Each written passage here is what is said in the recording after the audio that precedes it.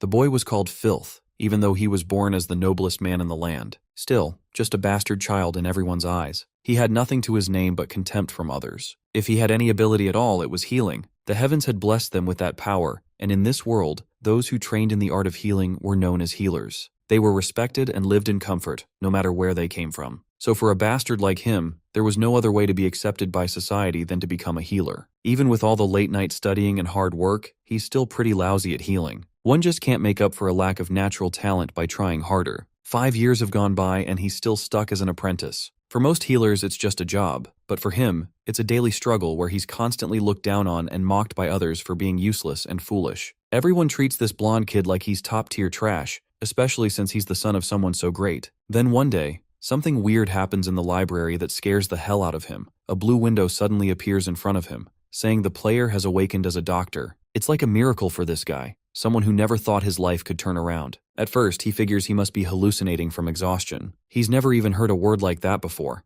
and if he had to imagine anything, he'd rather it be a healthy delusion than this. Then out of nowhere, there's a flash of light, everything goes bright, and suddenly his clothes change like he's the one in charge of an operating room. Just like that, he sees a body in front of him, bleeding out with unstable vitals. Someone calls for a transfusion, and he has no clue what's going on. Words like clamps, forceps, and levofed are being thrown around, and none of it makes sense to him, yet somehow, he knows exactly what to do. The meanings just pop into his head, like they were there all along. On top of that, he's even holding his hands above his waist without thinking, like he's keeping them sterile, and he suddenly realizes he's a doctor about to perform surgery on a ruptured spleen, which is a splenectomy. Deep down, he knows no amount of healing magic could save this patient, but medical science might actually keep him alive. Then, in a flash, he's snapped back to reality, and it feels like only a second has passed. The idea of cutting open someone's stomach to help them seems like some twisted form of healing to him, almost barbaric, like some kind of fake magic. With a nervous laugh, he tells himself it's just a strange dream from overworking. But deep down, he knows it wasn't. Somehow, he has a gut feeling that this way of healing is much better and more reliable than what's usually done. In the land of Lepentina, healing magic doesn't help many sick patients, but medical science actually gets the job done. The guy's head is spinning like crazy when a window pops up, congratulating him on awakening to a new occupation as a grade SSS doctor. It tells him to check his status window, where his name appears as Dr. Raymond,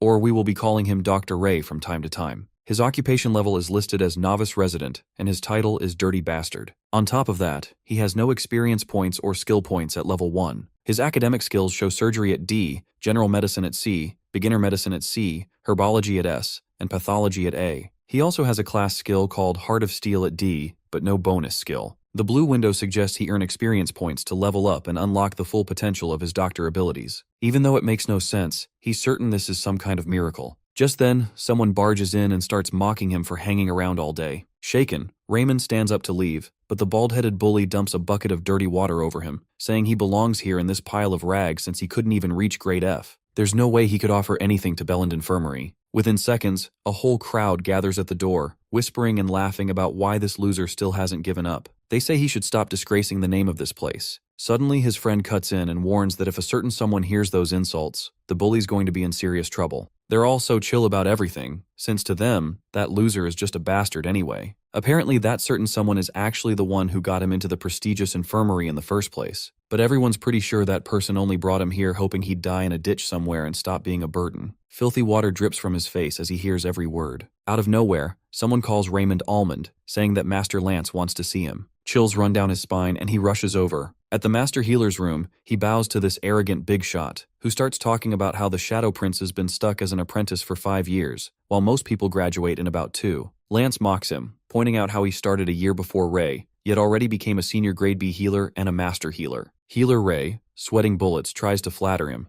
saying it's thanks to Master Lance's incredible talent. That's when Lance mentions how the other certified healers all agree there's no way in hell Dr. Ray could ever become a real healer. Right then, this arrogant jerk fires him from his apprenticeship. Our guy completely loses it and drops to his knees, bowing to the ground and begging for just one more chance. Lance tells him the only reason he was allowed to stay this long was because of his birth father, and that someone as useless as him would have been kicked out after just a year. Raymond is at a loss because being a healer is the only thing keeping society from writing him off as completely worthless. If he gets expelled now, there's no way he'll ever become a real healer. Suddenly, a blue window pops up, showing that Healer Ray can perform surgeries on patients. That's when it hits him. He can actually treat people using that. So, an idea sparks in his head, and he begs for one last chance to prove himself by treating a patient. He's sure that even if he's stuck at grade F with his medical science knowledge, he can still become a proper healer. Now Doc Ray is practically on his knees, begging Master Lance to give him just one patient to treat. He swears he'll heal them and earn his way back into the Belland Infirmary with that one chance. Master Lance, wearing a sinister smirk, asks if Raymond thinks this is some kind of game.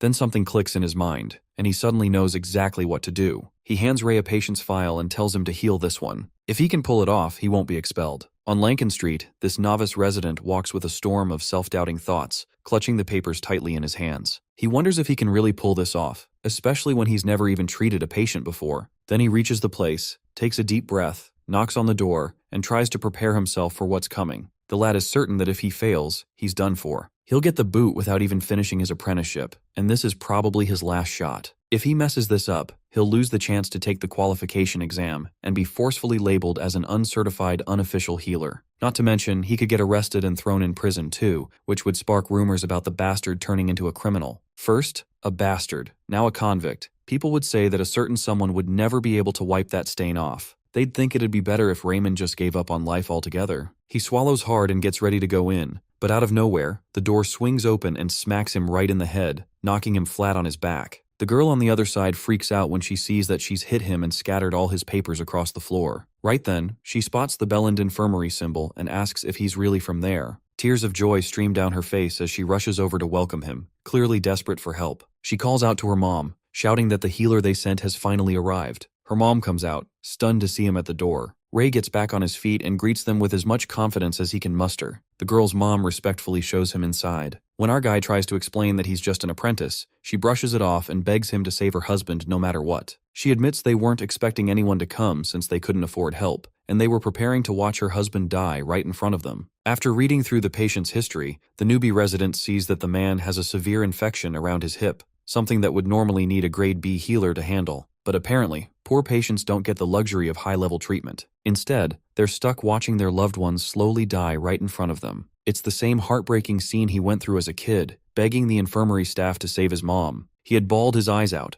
promised to work harder to pay them back, and offered the only coin he had. And now it's this mom doing the begging to save her husband, and the crying daughter pleading for her father's life. After that, Raymond asks to see the patient, and the family happily shows him the way in. A blue window suddenly pops up, praising his volunteering spirit and awarding him a special bonus along with 5 skill points. He's not exactly sure what skill points are, so he checks. Turns out, they can be earned by completing special tasks or quests and later used to buy skills that help with treating patients. As luck would have it, Raymond has just received a scalpel-level medical science quest to treat his very first patient, which could earn him 10 skill points and a bonus level up. Just thinking about treating his first patient makes it all feel huge, and while he knows he's here for personal reasons, the fire inside him is burning strong. He wants to save this patient no matter what. Maybe he can't do it himself, but with his medical knowledge, there's still a chance. Without further ado, he picks up the Surgery D skill, which focuses solely on operation treatments, but can't handle advanced procedures. He also needs 50 points to level up.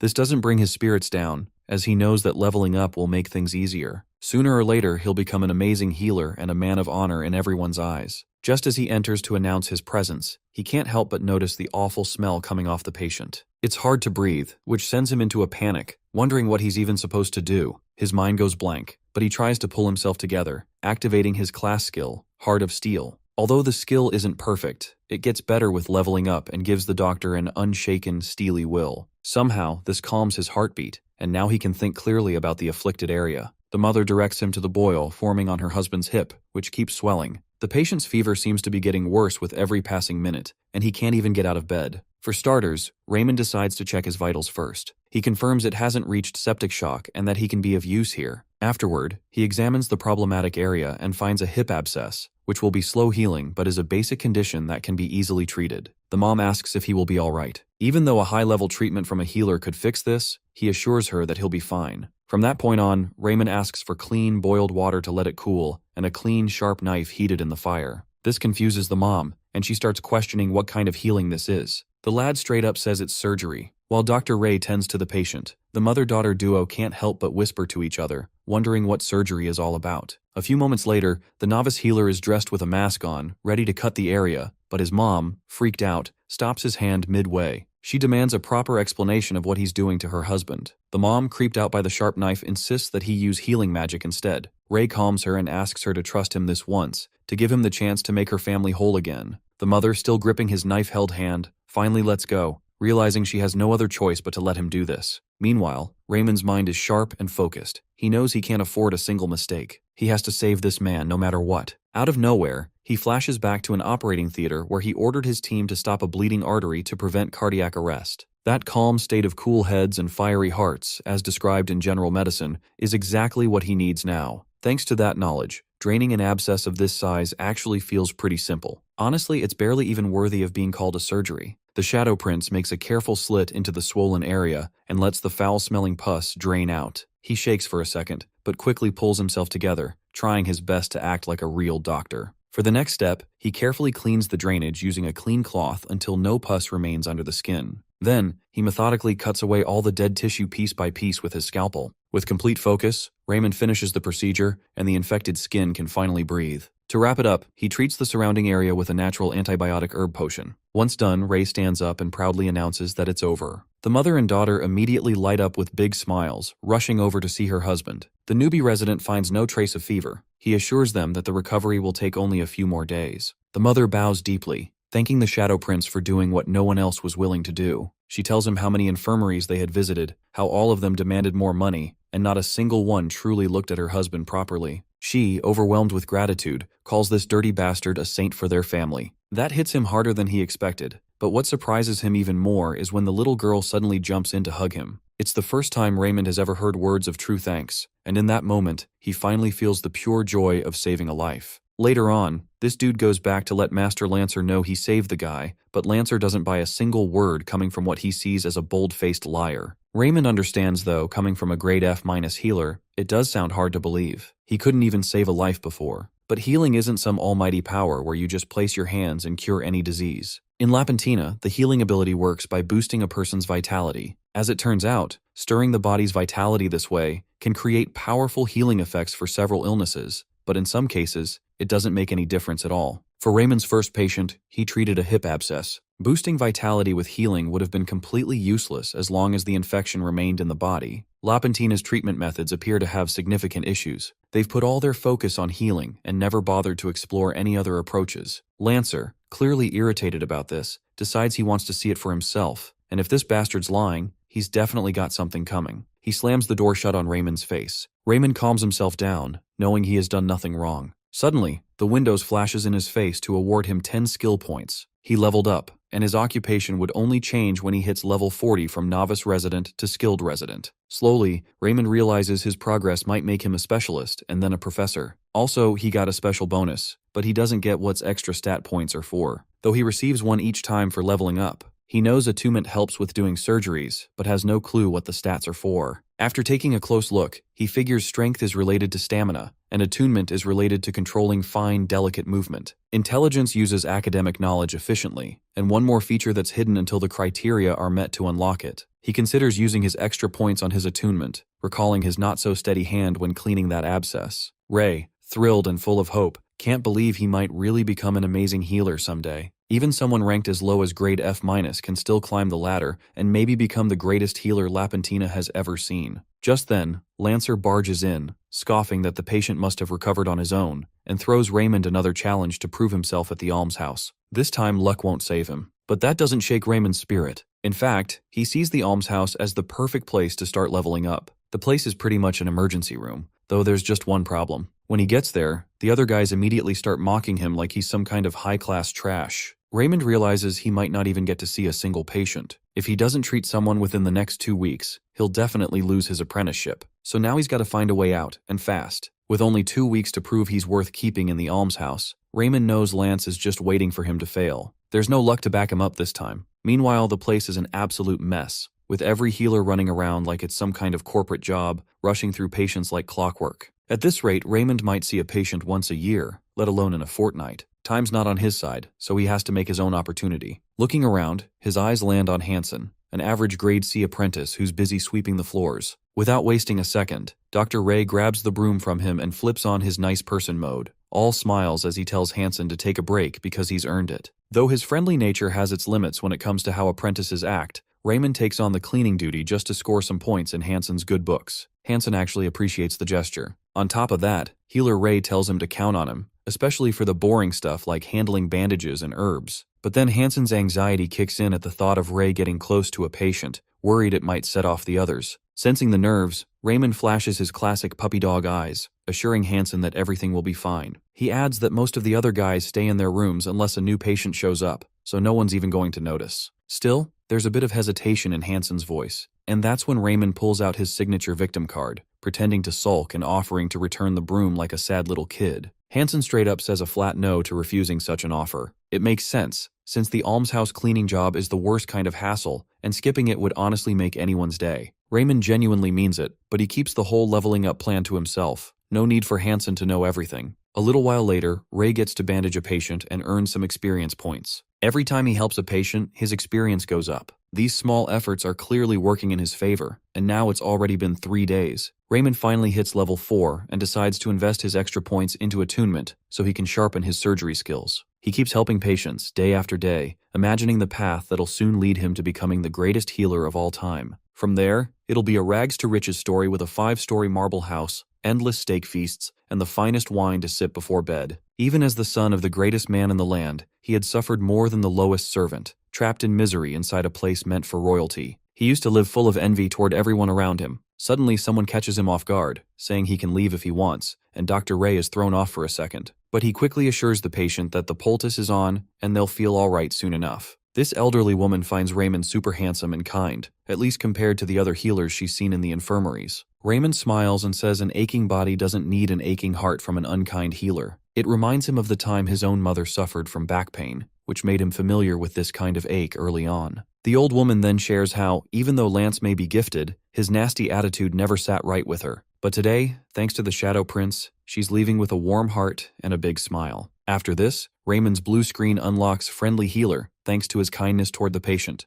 earning him 5 skill points and a boost in reputation. He knows skill points have something to do with his performance, so after wishing the old woman a good day, he gets back to his chores. With no other choice, he's stuck cleaning again, and the awful smell around the place definitely needs some serious scrubbing. He remembers how Lepentina never really cared much about cleanliness. Even Hansen couldn't get the job done right. Raymond smacks his head, knowing a contaminated facility is terrible for a patient's health. Cleanliness is a pillar of medical science after all. So, he motivates himself by picturing his future wealth as a successful doctor. He scrubs like his life depended on it. He's practically turning the place brand new, and even swears he'll hire a personal cleaner once he makes it big. Though his joints are aching now, he wonders if boosting his strength stat would help. Just then, a flurry of blue windows pops up, unlocking Squeaky Clean, earning him 20 more skill points and some bonus points, and taking him to level 5. With a total of 40 skill points now, Raymond can finally buy new skills and even gain abilities to clean more efficiently. From general to class skills, Ray gets a special bonus on his first purchase and can even grab a unique grade skill for 40 points. He's got 3 options to choose from, including Muscles of Steel, Surgeon's Finesse, and Wise Eyes, all of which are rare and not easily rewarded. It's a tough call, but before he can make a decision, Hansen rushes in with a patient in critical condition, vomiting blood,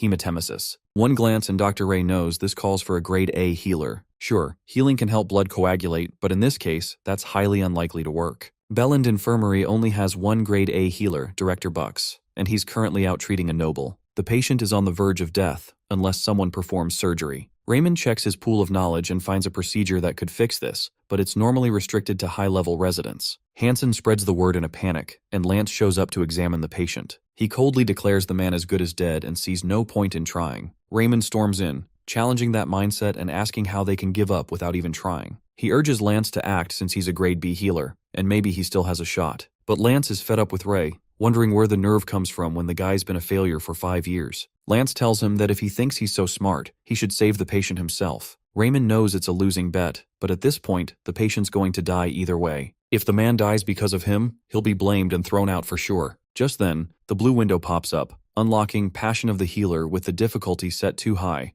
allowing Raymond to treat a patient beyond his actual skill level using sheer willpower. He even gets a double level up and 30 skill points. A new medical science quest begins, and Dr. Ray knows that if he messes this up, failure awaits. But when the patient begs him to save his life, Raymond realizes that if he doesn't act now, that man is as good as dead. The hematemesis patient is practically begging Raymond to save him, and Bro knows that if he does nothing, the man will die, and with him, any hope our boy has of staying in the almhouse. But he also knows this case is way beyond his skill level, and if he tries and fails, the result might still be the same. It would honestly be smarter to stick with easier cases for the next 2 weeks. Still, his conscience won't let him walk away from the patient's desperate coughing and pleas for help. He silently prays for strength, and out of nowhere, Heart of Steel activates. With a clear mind, the Shadow Prince makes a vow to practice medicine for the sake of humanity. He won't just stand by while fear and doubt take a man's life. Then he rushes over to Lance and asks for a chance to treat the patient. Lance calls him a mad brat but steps aside, curious to see if Raymond's luck will pull through again. The others leave too, giving Raymond full control of the case.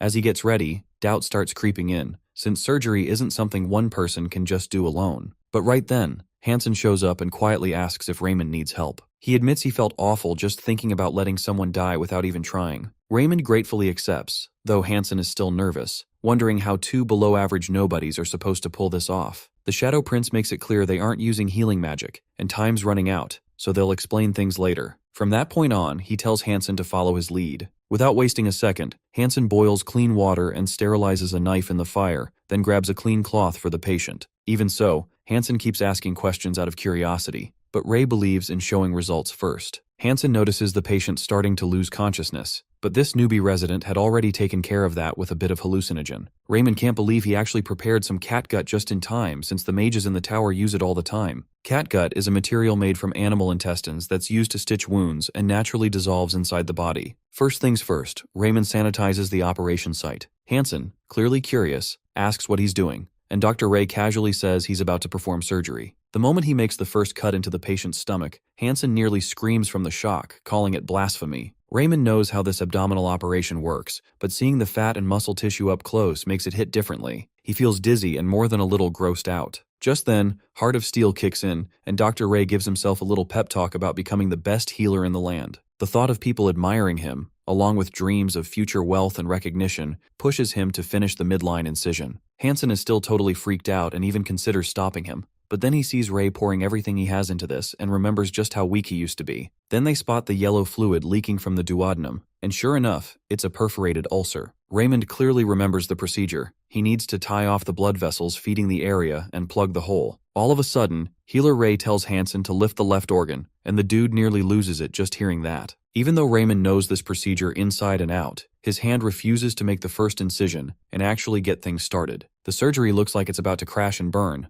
but Ray quickly shifts into his breathing routine to calm himself down. He also realizes he still hasn't bought the surgery finesse skill yet, even though strength and intelligence are both crucial right now. That's when the blue window pops up, asking if he wants to purchase surgery finesse, and he instantly applies for it. His attunement points go up too, reaching 16. The moment the skill activates, everything changes. As he works on the patient, Raymond's technique becomes noticeably sharper and more confident. Now he has a steady hand, even if his overall skills haven't magically improved. With no more shaking getting in the way, he asks for the cord to tie off the blood vessel and close the hole in the duodenum. While lifting the omentum connected to the stomach, Raymond plugs the perforation with a Graham patch and severs the vagus nerve to help stabilize the stomach acid secretions. Then comes the messy part. He wipes off the gastric fluid that's contaminated the peritoneum using sterile water and gets ready to close up. That's how he completes his very first laparotomy, and to his surprise, it unlocks the achievement Father of Surgery, reserving his name in history as a pioneer for future healers. He earns 10 skill points, along with a level-up bonus for successfully treating a case way above his grade. On top of that, he becomes a passionate healer and scores another 30 skill points with some extra bonus leveling. Out of nowhere, Raymond's eyes well up with tears of joy, totally freaking Hansen out. Dr. Ray, with a shaky but warm voice, whispers that he really did it. Word spreads fast, and Lance is absolutely stunned when he hears Raymond actually healed the patient. The informant says he has no clue how it happened, but somehow the patient is recovering just fine. Lance storms off to see it with his own eyes, knowing there's no way a grade F- could have pulled this off. He bursts through the door only to find the great healer and the patient casually chatting like old friends, and Lance has absolutely no idea what kind of miracle he just walked in on. The patient says he owes Raymond big time for saving his life, but Ray tells him to take it easy since they're not out of the woods yet. Suddenly, Master Lance bursts in, yelling and demanding to know if the director healed the patient. The sudden entrance catches Raymond off guard. Lance keeps shouting, demanding to know who healed the guy, insisting there's no way it could have been Raymond. Hesitantly, the Shadow Prince says he did it himself. Lance's fury goes through the roof, thinking Raymond is full of it. Then Raymond drops the real shocker. He didn't even use healing magic. That leaves Lance completely stunned. Knowing he needs a solid explanation, the Shadow Prince says he used an ancient method called medical science to treat the patient. And just like that, he spins a story about how he once tripped and fell off a cliff up north, where he stumbled upon a treasure trove of knowledge about this forgotten practice. Of course, Master Lance doesn't buy a word of it and unleashes his full rage until the patient, fed up, tells him to stop hollering. Then the guy lifts his shirt and shows the surgical incision as proof, leaving Lance completely speechless. On top of that, the patient suddenly recognizes Lance's face, realizing he's the one who had been ready to let him die without even trying to help. Now here he is, trash-talking the only person who actually saved his life. Raymond quickly grabs hold of him, warning him not to get up with those fresh stitches, but the patient completely loses it and snatches the nearest pot to hurl it at Lance. Just his luck, Master Lance ends up getting smacked with a pot full of piss, and he freezes in place, shivering in absolute disgust. The patient roars in anger, warning that he's got a bucket full of feces ready to throw if Lance doesn't get the hell out. Lance bolts out of the room, and the patient shakes his head in disbelief, wondering how someone like that could call himself a healer. He apologizes for making such a mess, which only adds to the Shadow Prince's worries. But to him, it's all worth it. Raymond thanks the patient for standing up for him. After that, the rumors spread like wildfire. People say Raymond just got lucky stopping the bleeding and has no clue what kind of nonsense this so-called medical science even is. When hearing all that, the novice healer isn't surprised at all. He expected it to go this way, since his success didn't do anything to change his reputation in Lepentina. While he's busy scrubbing the floor in the almshouse, Hansen watches him quietly from the side. Then, out of nowhere, Hansen calls out to the Shadow Prince and says he has a change of heart. He snatches the broomstick and takes over cleaning, which completely throws Raymond off. He can't help but notice Hansen's behavior has shifted. Out of the blue, Master Lance lurks out from the shadows and creeps up on him. Healer Ray feels a sudden chill, like someone's watching him. When he turns, he sees Lance's face full of disgust. Somehow, his attitude toward Raymond has changed since that day. Those nasty looks have gone from rude to straight-up scary. Even though this kind of behavior used to bother him a lot, Raymond now completely ignores it and doesn't feel a thing. Meanwhile, Lance is fuming like a pressure cooker ready to blow, but none of that shakes Raymond's peace of mind. He's off in his own little world, dreaming about his future as the greatest healer in the land. In his daydreams, he's bathing in gold coins and imagining a life where all the nobles grovel at his feet. But just as he's enjoying the fantasy, a strange chill creeps up his spine. His soul senses something eerie, and sure enough, it's Master Lance sneaking up beside his ear. Raymond turns to him with his best nervous smile, already sensing something is off. With a sly grin, Lance drops the bomb, and Dr. Ray is officially set to depart for the upcoming Royal Name Day celebration. That's something Raymond never expected, and just the thought of it sends a cold wave down his spine. Lance practically yells it in his ear, and Dr. Ray can hardly believe what he's hearing. It's clear now. Lance made this bold move to crush his strange little practice by signing him up for the royal event, probably hoping Raymond will crash and burn in front of the entire nation. And here Lance is, acting like he's doing him a favor. The Name Day celebration is actually a banquet held every year at the royal palace to honor the first king's birthday, and all the nobles show up to celebrate it. Because of the high-profile crowd, the palace healers often fall short in numbers, so extra hands are called in.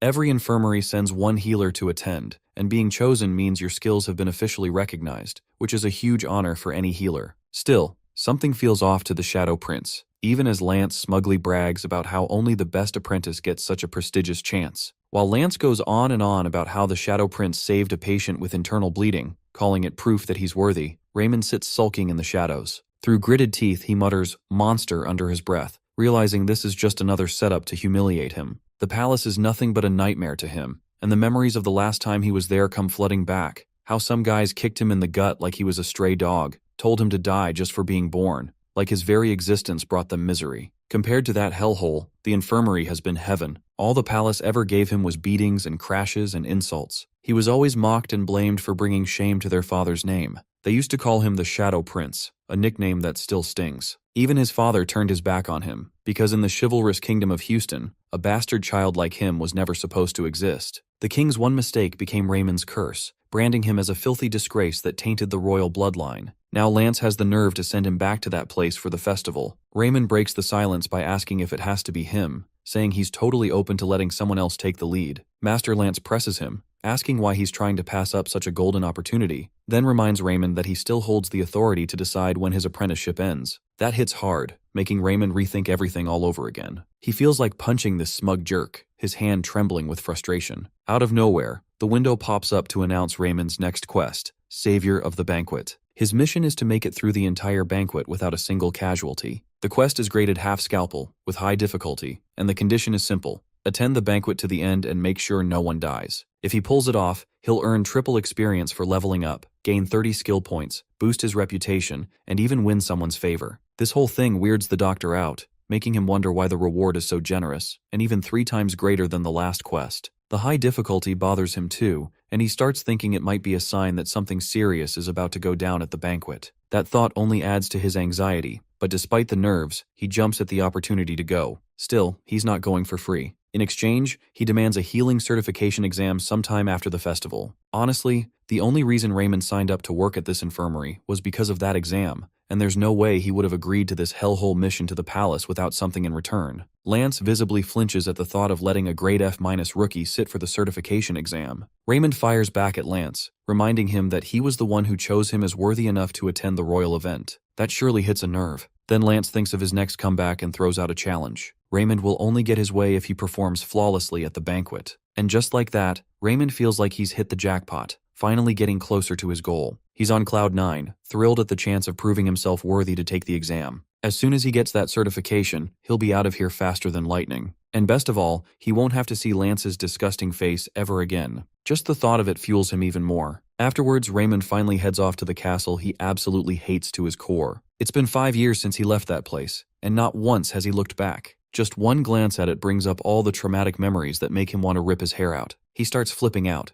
seriously wondering if it's too late to just turn around and run. Still, Raymond's pretty sure Lance can't fire him after he managed to treat that patient with hematemesis. It's almost guaranteed that Master Lance will roast him anyway, but compared to what he's already endured, that would be child's play. To make things worse, Raymond keeps thinking his skills are still terrible, and he's not even confident he can actually help anyone at the palace. The place will be crawling with top-tier healers from all over the kingdom, which makes him feel like he won't even be needed. But then, a thought clicks. If there's someone who can't get treated by anyone else, that person might die. That idea hits hard, and before he even realizes, his feet are already moving, carrying him farther toward the palace. Even though everyone in that place once treated him like first-class trash, something shifts inside him. Healer Ray finally stops running from it all and tells himself that he's done nothing wrong, so there's no reason to keep running now. Apparently, being born a bastard wasn't his choice to begin with. His father, who happens to be the king, is the one to blame for this whole existential mess, and Dr. Ray's the biggest victim of it. In the past, he would have just kept running from everything,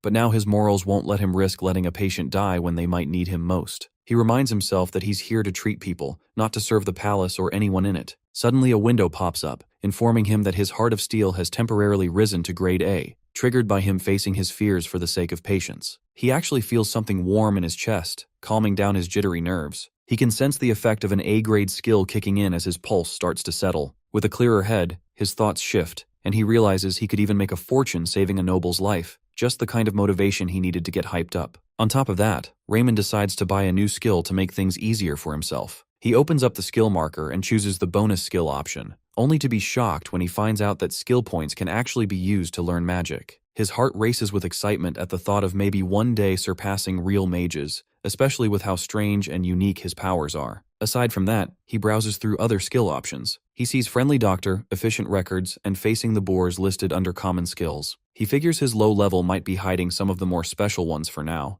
but the thought of the upcoming royal event being swarmed by boorish guests makes him pick the one that fits the situation best. After purchasing Facing the Boars, Raymond receives 30 skill points. The skill lets him react quickly and smoothly when dealing with rude or ill-mannered people, which sounds perfect for what's coming. With everything set up, the novice healer is ready to get moving. Back at the Houston Kingdom, guests are busy praising the king, calling him the greatest for ruling so smoothly and effectively. They say if it weren't for him, the whole kingdom might have fallen apart. The king is known as the Veteran Knight, a brilliant war commander, a wise administrator who cares for his people, and a monarch deeply respected by nobles. Because of all that, no one ever dared criticize him, so instead they put all the blame on Raymond just to protect the king's flawless image. For years, Raymond was tortured and mocked, held responsible for staining the perfect legacy of the king's reign. That's why 5 years ago, the so-called Shadow Prince left the palace on his own. Everyone in the kingdom was glad to see him go, treating him like garbage that finally took itself out. No one ever wanted someone like Raymond to walk freely among them. The rich can't help gossiping about the bastard prince who's apparently a total failure at healing and still stuck as an apprentice. Dr. Ray, standing right there among them, hears every word, and someone in the crowd suddenly recognizes the Shadow Prince. They start mocking him right away, but this time, thanks to his heart of steel at level A, Raymond couldn't care less. In fact, he actually feels unusually handsome today. While admiring his slick looks, he thinks about how badly he wants to make this upgrade to his heart of steel permanent. Out of nowhere, his eyes catch Princess Sophia giving him a look like he's some kind of disgusting bug, just like he remembers. He brushes it off as typical teenage behavior, figuring she either never had a reason to mess with him before, or maybe just wasn't strong enough to do it. As it turns out, Sophia inherited poor health just like the late queen and still doesn't seem to be doing any better. Just then, a chill runs down Raymond's spine when someone calls him their rotten little almond. It's Settle, the fourth prince, clearly surprised to find Almond among them. Raymond's body trembles in his presence as painful memories flood back, memories of how Settle used to treat him like garbage and beat him senseless. Some of those bruises still haunt him even now.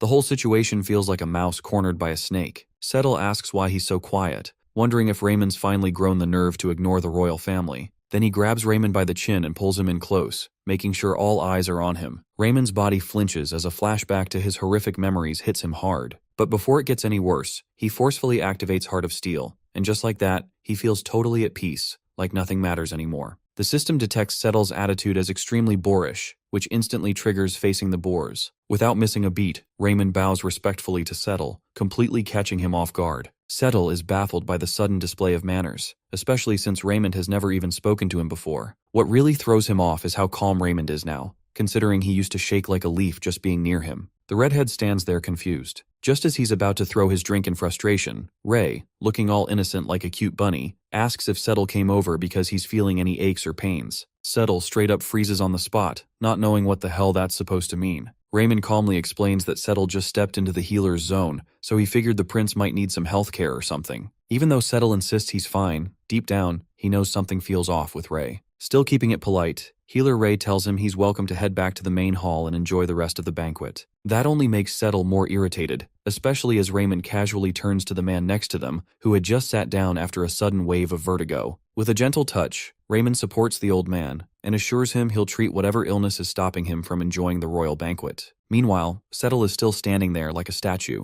Raymond glances back to check on him, which makes Settle even more furious, realizing this little rat is trying to push him away. So, Settle decides to play along with Ray's rules and fakes an illness. Raymond asks him to describe his condition so he can take a look. Settle is faking some vague symptoms, like being tired and having no energy, figuring the healer will have a hard time proving it's not real. This fuels Settle's intense desire to destroy him for his weak excuse. Dr. Ray, with a sigh, calmly diagnoses him with excessive drinking. Even seeing his awful brother doesn't cause the slightest change in his aura. He straight up attacks Settle's alcohol abuse daily, which disturbs bodily functions, and in turn, makes him lethargic. He recommends that he dial down a bit on the drinks, and prays that he takes good care of himself. That all knocks the wind out of Settle, who has no clue how to disprove his theory. Raymond wishes him a good evening and lets him go. Settle can't get what's up with this new version of this bastard. Meanwhile, the system gives him the 5 skill points. Even Raymond is proud of himself for tackling that boar and keeping his calm, thanks to that skill. Come to think of it, he can't believe he used to tremble before a dude who couldn't even speak properly and now has a mind like scrambled eggs. For the parting, Raymond gives him the middle finger to his back. Later on, out of nowhere, Princess Sophia walks up to the Shadow Prince and mentions how different he looks now compared to before. She even admits that she used to think of him as a total waste of air. Hearing that, Raymond recalls their past encounters and wonders if her opinion of him has actually changed. Smiling warmly, he compliments her, saying she hasn't changed a bit. She raises an eyebrow and asks if he means her awful temper, but Ray quickly clarifies that he meant she's just as beautiful as he remembers. Then Sophia mentions feeling a bit unwell and says she's going to rest for a moment. When he asks what's going on, she mentions that her speech is coming up soon, so she doesn't have much time to relax. Raymond urges her to get some rest anyway, noting how pale she looks,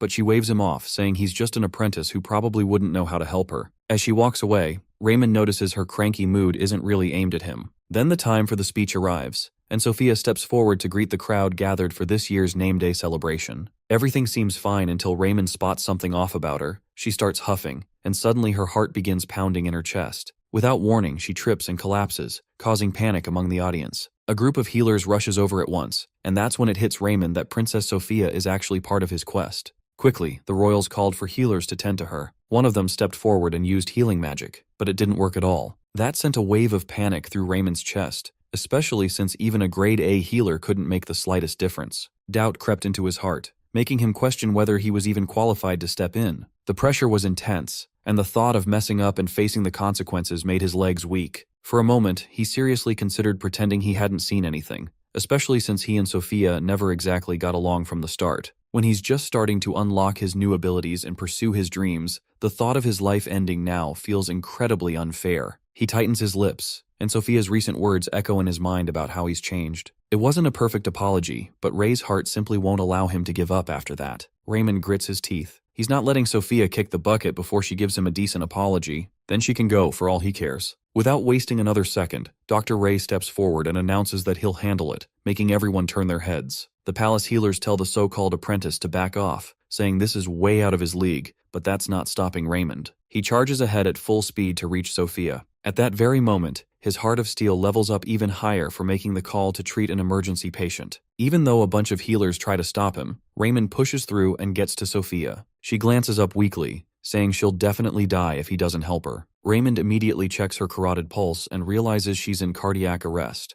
The only thing left to do is jumpstart her heart so the blood can start flowing again. In no time, he clasps his hands together and places them on her chest, pumping hard to jumpstart her heart. The crowd instantly erupts in outrage at the sight of someone touching a princess like that, but Ray shouts that it's for her own good. Just as the healers move in to shove him away, the king steps into the scene, and his presence shuts everyone up. That's when the king catches sight of Ray pumping Sophia's chest, and urgently asks the healers if their methods can save her. When none of them answer, he explodes in anger and orders the good-for-nothing losers to let Raymond do whatever he has to. Meanwhile, the novice healer is in a panic, struggling to understand why her heart still isn't responding. Sweat trickles down his forehead as his mind races for a solution. Knowing every second counts, he keeps performing the chest compressions, but a wave of anxiety crashes over him, especially with the onlookers already whispering and treating him like some kind of perpetrator. Eyes wide with horror and teeth clenched under pressure, Raymond struggles to breathe as he keeps doing chest compressions. He knows he's in deep trouble. For a second, panic takes over, but he forces himself to calm down, remembering that when CPR doesn't work, the next step is an electric shock. What he needs now is a defibrillator,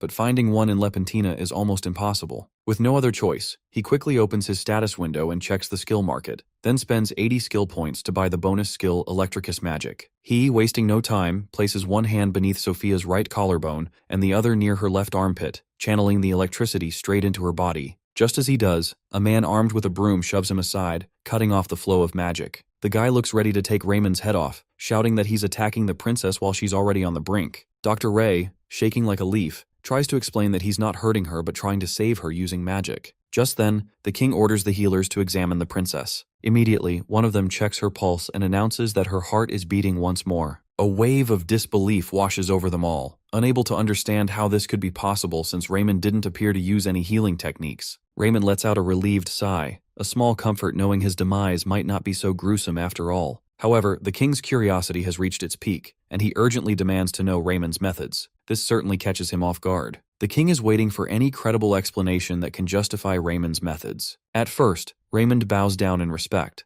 stating that Sophia's critical situation required a different method of treatment. The king is still silent, trying to make sense of it all. Right then, the king walks past him, announcing the banquet is over. Abruptly, the king turns his attention to the Shadow Prince, ordering him to remain here until he is summoned. This adds to his worries, with no clue what he wants, especially when they haven't talked in the last 5 years. Going back in time, Raymond's first encounter with his father occurred shortly after his mother passed away. He was starving and alone in a dilapidated house when the door creaked open. The king's healer examined Raymond's mother and pronounced her dead. Deep down, the king understood that without the best medical attention, this boy wouldn't survive either. Without hesitation, he scooped Raymond up in his arms and rushed straight to the palace, giving the healers a firm order to save him at all costs. News of this spread quickly among the people, with the king ensuring everyone knew the boy's life was paramount. That was the last time Raymond ever heard his father's comforting voice. He was saved, yet they never spoke a single word to each other. As an impure child, his very existence was considered wrong. Even now, the memory of the physical and emotional abuse still stings,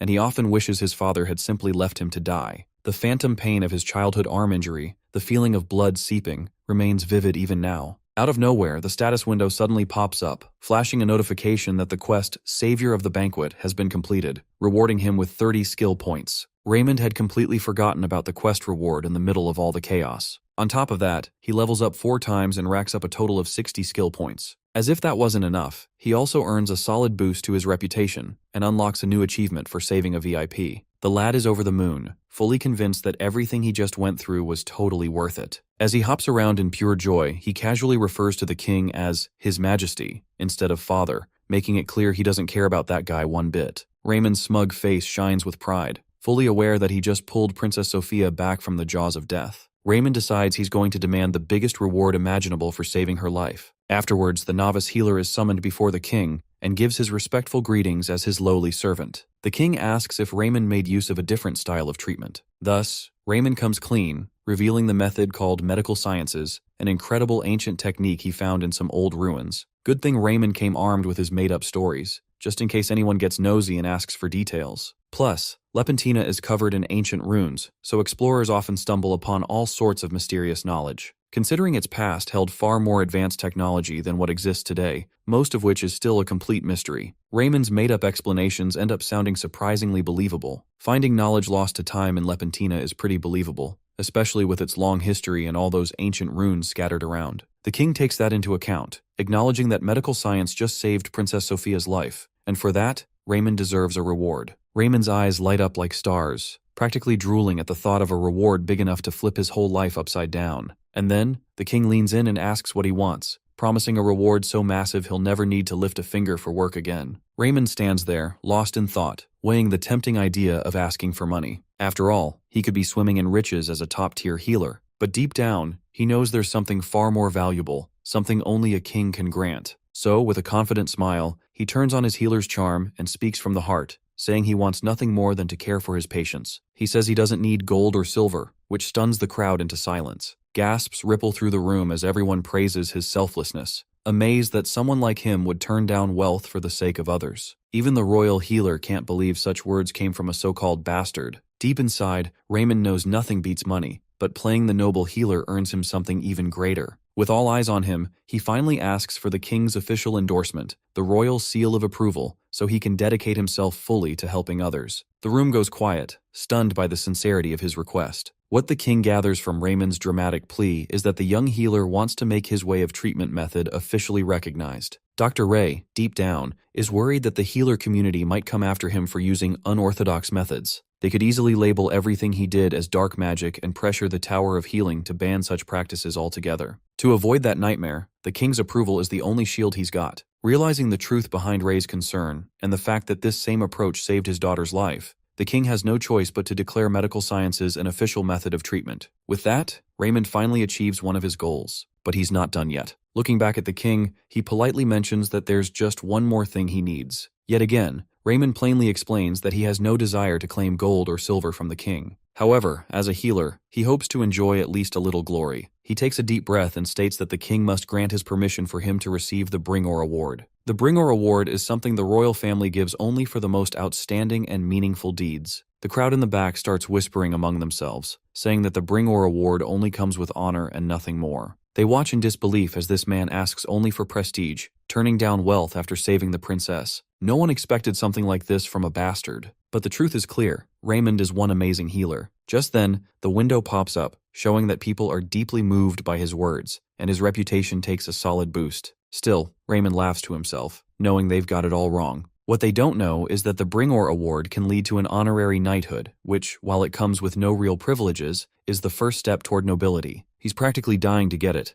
calling it the best reward ever. When the king asks if there's anything else he wants, Raymond humbly replies that as a healer, it would be improper to ask for anything more. This sent Raymond's reputation through the roof, and the king was finally ready to grant him the Bringor Award. After the ceremony, Raymond walked out while the king and his royal healer silently watched him leave. The healer couldn't help but remember the day he first saw little Ray, starving and barely clinging to life. Compared to that fragile boy, Raymond now looked like a completely different person, a man with conviction and purpose. Back then, he had asked the king what he planned to do as he lifted the child into his arms. The king had said he was heading to the palace so the boy could be treated by a top-grade healer. But the royal healer had warned him that word would spread fast, and people would start saying Raymond was his bastard child. The woman had left as soon as she learned who the king was, and never sent a single letter to the palace until the day she died. The healer had argued to let the boy die instead of risking disgrace to the throne and to the king's dignity, but the king had stayed firm in his decision and brought Raymond to the palace anyway. However, Garmin knew the only way to protect his reputation while possibly saving the bastard was by showing absolutely no emotion toward the boy, no matter what happened. The king's judgment worked out perfectly, and no one criticized him for it, mainly because they had a better target to focus on, like Raymond. The healer wished Raymond had just been some countryside noble's bastard, so things wouldn't have gotten this complicated. Still, he silently thanked the heavens for the blessing of medical sciences that gave him the chance to turn his life around. He figures that his chosen method might at least deliver results equal to a mid-grade healer, which would be enough for him to make a decent living. For a bastard like Ray, even that is a big win. The king stays silent, offering no comments. Meanwhile, Raymond returns to the Belland Infirmary, where everyone welcomes him warmly, stunned to hear he received the Bringor Award. People around here aren't even using his name anymore. They're calling him Almond instead. Some of them are clearly envious and act a little distant, especially with their long history of mistreating him. Nobody, not even Lance, ever imagined Raymond could pull something like this off and make it big. Even Lance is walking on eggshells around him these days. Just then, Raymond demands to know if Lance still has a problem with giving the certification exam. Lance flinches the moment he sees Ray, awkwardly calling him Sir without much reason behind it. Dr. Ray, of course, doesn't let it slide. He keeps pushing Lance to say his name again and again, teasing him the whole time like he's just messing around. Lance finally snaps and says it out loud, this time with clear disgust in his voice. Raymond just grins and asks if that's how royal etiquette works these days. Lance, shaken like a leaf, straight up apologizes. Raymond thanks him for using the proper tone and bullies Master Lance into bowing before him with respect. Raymond feels like he is on top of the world, thinking it is finally time to teach them a lesson for how they treated him all this time. But even with his new status as a noble, he knows he does not hold real power or privileges yet, and a rushed road to revenge might backfire. So instead, Raymond politely asks the healer if he can handle this patient, planning to quietly steal all their patients and make the most of the moment. Everyone expected Raymond to turn into some arrogant bum after getting the Bringor Award, but instead, he became even kinder and worked harder than before. Among the crowd, Hansen watches him warmly, seeing how much he has grown. In the meantime, Raymond's experience points keep rising, and his friendly way of treating patients is boosting his reputation fast. He is now at level 15 as a novice resident, with 25 out of 50 experience points. Seeing that, he can't believe he only needs to reach level 40 to upgrade his occupation level. Just then, a cart crashes through the doors, carrying an emergency patient with a stabbing wound to the abdomen. A wave of anxiety rushes through Raymond's mind. He figures a grade B healer could handle this case, though it might take some time. He assumes Lance will be tied up with it for days, but instead, Raymond watches in disbelief as Lance casually glances at the patient like he has no responsibilities left in the world, acting like this is no big deal, even though it is far from an easy case to treat. A man knocks on the door with a bleeding stab wound in his abdomen, muttering to himself and wondering who snitched. A few days earlier, at Count August's manor, word had already spread that the Shadow Prince had made quite a scene at the banquet, so much so that he received the prestigious Bringor Award. The Count thinks that while the boy may have exceptional abilities, the title of prince is wasted on him. At the same time, he brings up the three princes of the Kingdom of Houston, where the battle for the throne is already brutal with the current contenders. His servant asks if House August isn't supporting the third prince. The second prince is named Karen, and the third is Remerton. Out of all three, the Count believes Chiron is the strongest candidate, which is exactly why he assigns such an important mission to Clyan. He orders Clyan to deliver this intel to the third prince right away. Clyan is also told to wear a disguise to throw off the spies sent by the second prince, then head straight to the rendezvous point without being seen. As it turns out, the second prince had sent an assassin to finish the job by stabbing Clyan. Somehow Clyan managed to escape, though he lost a lot of blood in the process. Luckily for him, Belland Infirmary was nearby, and he believed that the Grade A healer, Director Bucks, might be able to save him. Staggering from blood loss, Clyan made his way there, convinced that his fate wasn't to just bleed out and die. But when he arrived, Master Lance didn't look too eager to help. He questioned why a beggar was even inside, saying they didn't treat the penniless, especially not when the wound would take him days to heal. Without a second thought, Lance ordered his lackeys to drag Clyan off to the White Infirmary, where poor peasants were usually treated. Clyan tried to speak up about his identity and residence, but his lungs failed him, and all he could do was cough up blood. Just as Lance was about to throw in a snide comment, Raymond cut in, pointing out that the White Infirmary had no healers capable of treating such an injury. If they dumped him there, he'd be as good as dead. Lance, grinning like a devil, turned to Sir the Great Healer and asked if he would do the honors instead. After all, Raymond was the celebrated savior of Princess Sophia, so surely something like this would be a piece of cake for him. The crowd starts whispering, saying how the Shadow Prince has been stealing their patients lately, so why can't he just take this one too? Some even snicker that medical sciences probably only works on easy patients anyway. Raymond feels a rush of anxiety. He knows a stab wound isn't something a novice resident like him is supposed to handle. He's not ready for something this serious. Lance takes the chance to mock him, telling him to go ahead and prove to everyone why he's known as the friendly healer by either taking the patient to the White Infirmary or tossing him out. Raymond fires back, asking if Lance has no shame, especially being a master healer who's more than qualified to treat this man. But Lance doesn't budge. He makes it clear he's not about to waste his skills for free on a beggar who can't pay. That comment lights a fire in Ray, his anger bubbling as the tension in the room rises. Come to think of it, Ray's goal is pretty clear. He wants to be the land's greatest healer and live a life full of riches. That kind of mindset leans more on the materialistic side, and stepping up here would honestly look like a foolish move. The smart choice would be to just stay out of it. But Raymond holds on tightly to his morals, believing no real healer should ever walk away from someone who's dying. So he decides to take responsibility and handle this patient himself. That spark of courage inside him awakens his heart of steel. Lance, of course, keeps running his mouth, warning that if Raymond messes up, all his praise for saving the princess will be dismissed as pure luck. Worse, Lance paints this dramatic picture where Raymond is accused of using dark magic and is found guilty of deceiving the royal family. He warns that the consequences could decide Raymond's entire future, then walks off, leaving him alone with Clion. While a storm of emotions brews inside Ray, Hansen steps up and gently asks if he needs a hand, reminding him that it's better not to work alone like last time. Just as Hansen seems unsure, Raymond grabs his hand and thanks him, appreciating how he had his back before too. Hansen's words, that he's done this once already, give Raymond the boost he needs, making him feel like this might actually be a walk in the park. Without wasting time, he asks for sterile boiled water, a knife, and a needle heated in flames, making sure the surgical area gets cleaned right away. Afterwards, both Lance and Hansen suit up with their masks on. Raymond quickly realizes that a blood transfusion is necessary, but since Lepentina doesn't have the proper tools for that, he decides to make do by keeping the patient's vitals stable with a steady flow of saline solution. He activates Surgeon's Finesse, a skill that boosts his attunement, making his hands sharper and more precise for surgery. With that, he makes the incision, confident that his attunement has doubled since the last time, which makes everything feel a bit smoother. As the blood starts to spill out, Hansen catches a glimpse and flinches. He's never seen so much blood oozing at once. He nervously asks if this much blood loss isn't dangerous, while Raymond struggles to locate the source of the wound through the thick, dark pool of blood.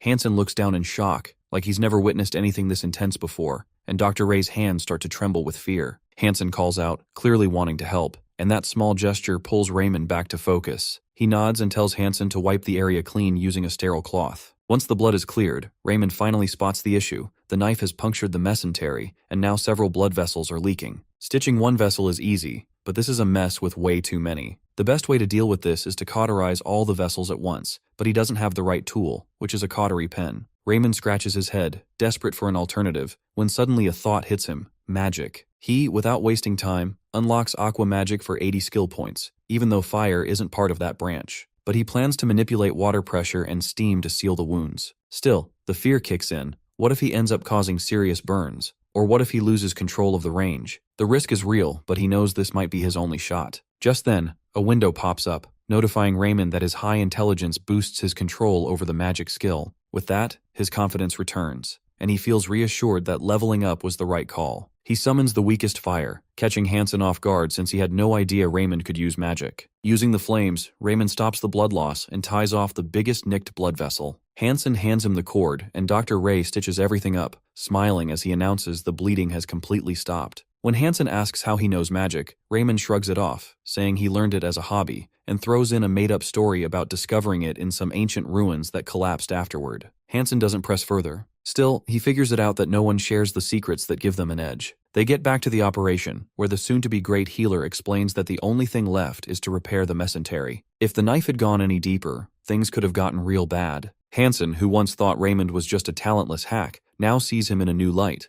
especially after saving the princess and earning a Bringor award. One thing is clear, medical science can save people even when healing magic falls short. Questions start bubbling up in Hansen's head, like what kind of technique this is and whether he could learn it too. He wonders if Raymond would teach him if he asked. After finishing Clion's case, a window pops up awarding Raymond bonus experience points for treating a patient on the brink of death beyond his grade. When Hansen asks if they're done, Raymond flashes a huge smile and thanks him, clearly thrilled to have saved another life. He even says he couldn't have done it without Hansen's help. Afterwards, Clion wakes up and asks if he's in the White Infirmary. The great healer and Hansen are by his bedside, and Dr. Ray explains that his condition was too risky to delay treatment, so they operated on him at Belland. Clion recalls how Lance had planned to dump him out, but before he can say more, Count August rushes in, frantic for his son. Hansen is stunned to learn Cleon is actually the son of the great noble of the South. He figures Belland was the right place for treatment, expensive but trustworthy. Wanting to reward the one who saved his son, Count August asks if it was Bucks or Lance. Hansen proudly does the honors and says it was Sir Raymond. Cleon quickly realizes it's the Shadow Prince, the same man who saved the princess. Hansen adds that while Lance was ready to toss Cleon into the White Infirmary, it was Raymond who stepped up and took the risk.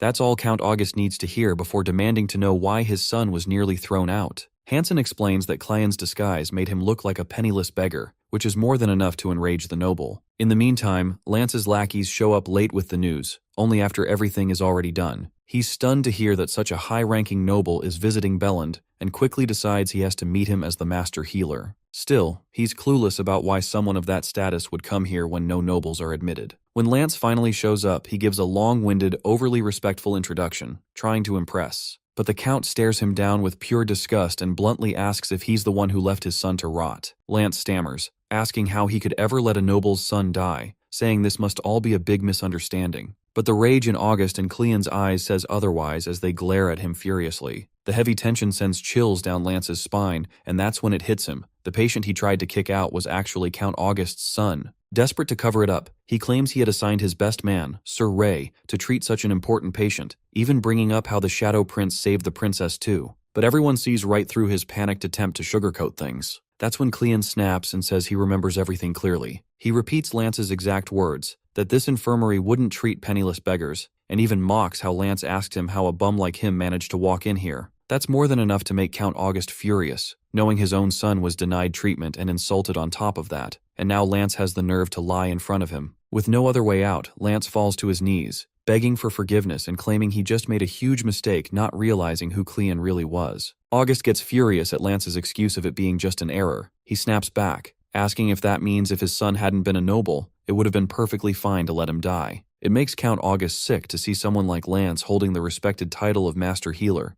especially when this is how he treats people's lives. With no hesitation, August orders an arrest warrant to be issued in Lance's name, charging him with contempt of a noble in a court of law. Lance drops to his knees begging for mercy, but August fires right back, asking if he ever showed mercy to the poor. Without a shred of doubt, August swears that Lance will never work as a healer again anywhere in the entire United Empire of the Cross. At that moment, August's guards drag the disgraced man out, and both Hansen and Dr. Ray feel he got exactly what he deserved. After that, Count August bows deeply to the Shadow Prince in gratitude, which completely catches him off guard. Raymond humbly asks him to raise his head, saying he only did his duty as a healer, but August insists he owes Raymond a great debt for saving the heir to House August. That definitely sounds like reward time, and for a brief second, Dr. Ray imagines himself being showered in gold. However, Count August is already aware of what Raymond said at the name day celebration, and believes that, as a healer of true integrity, wealth means nothing to him, even if offered by the king. That leaves the Count unsure of how to compensate him,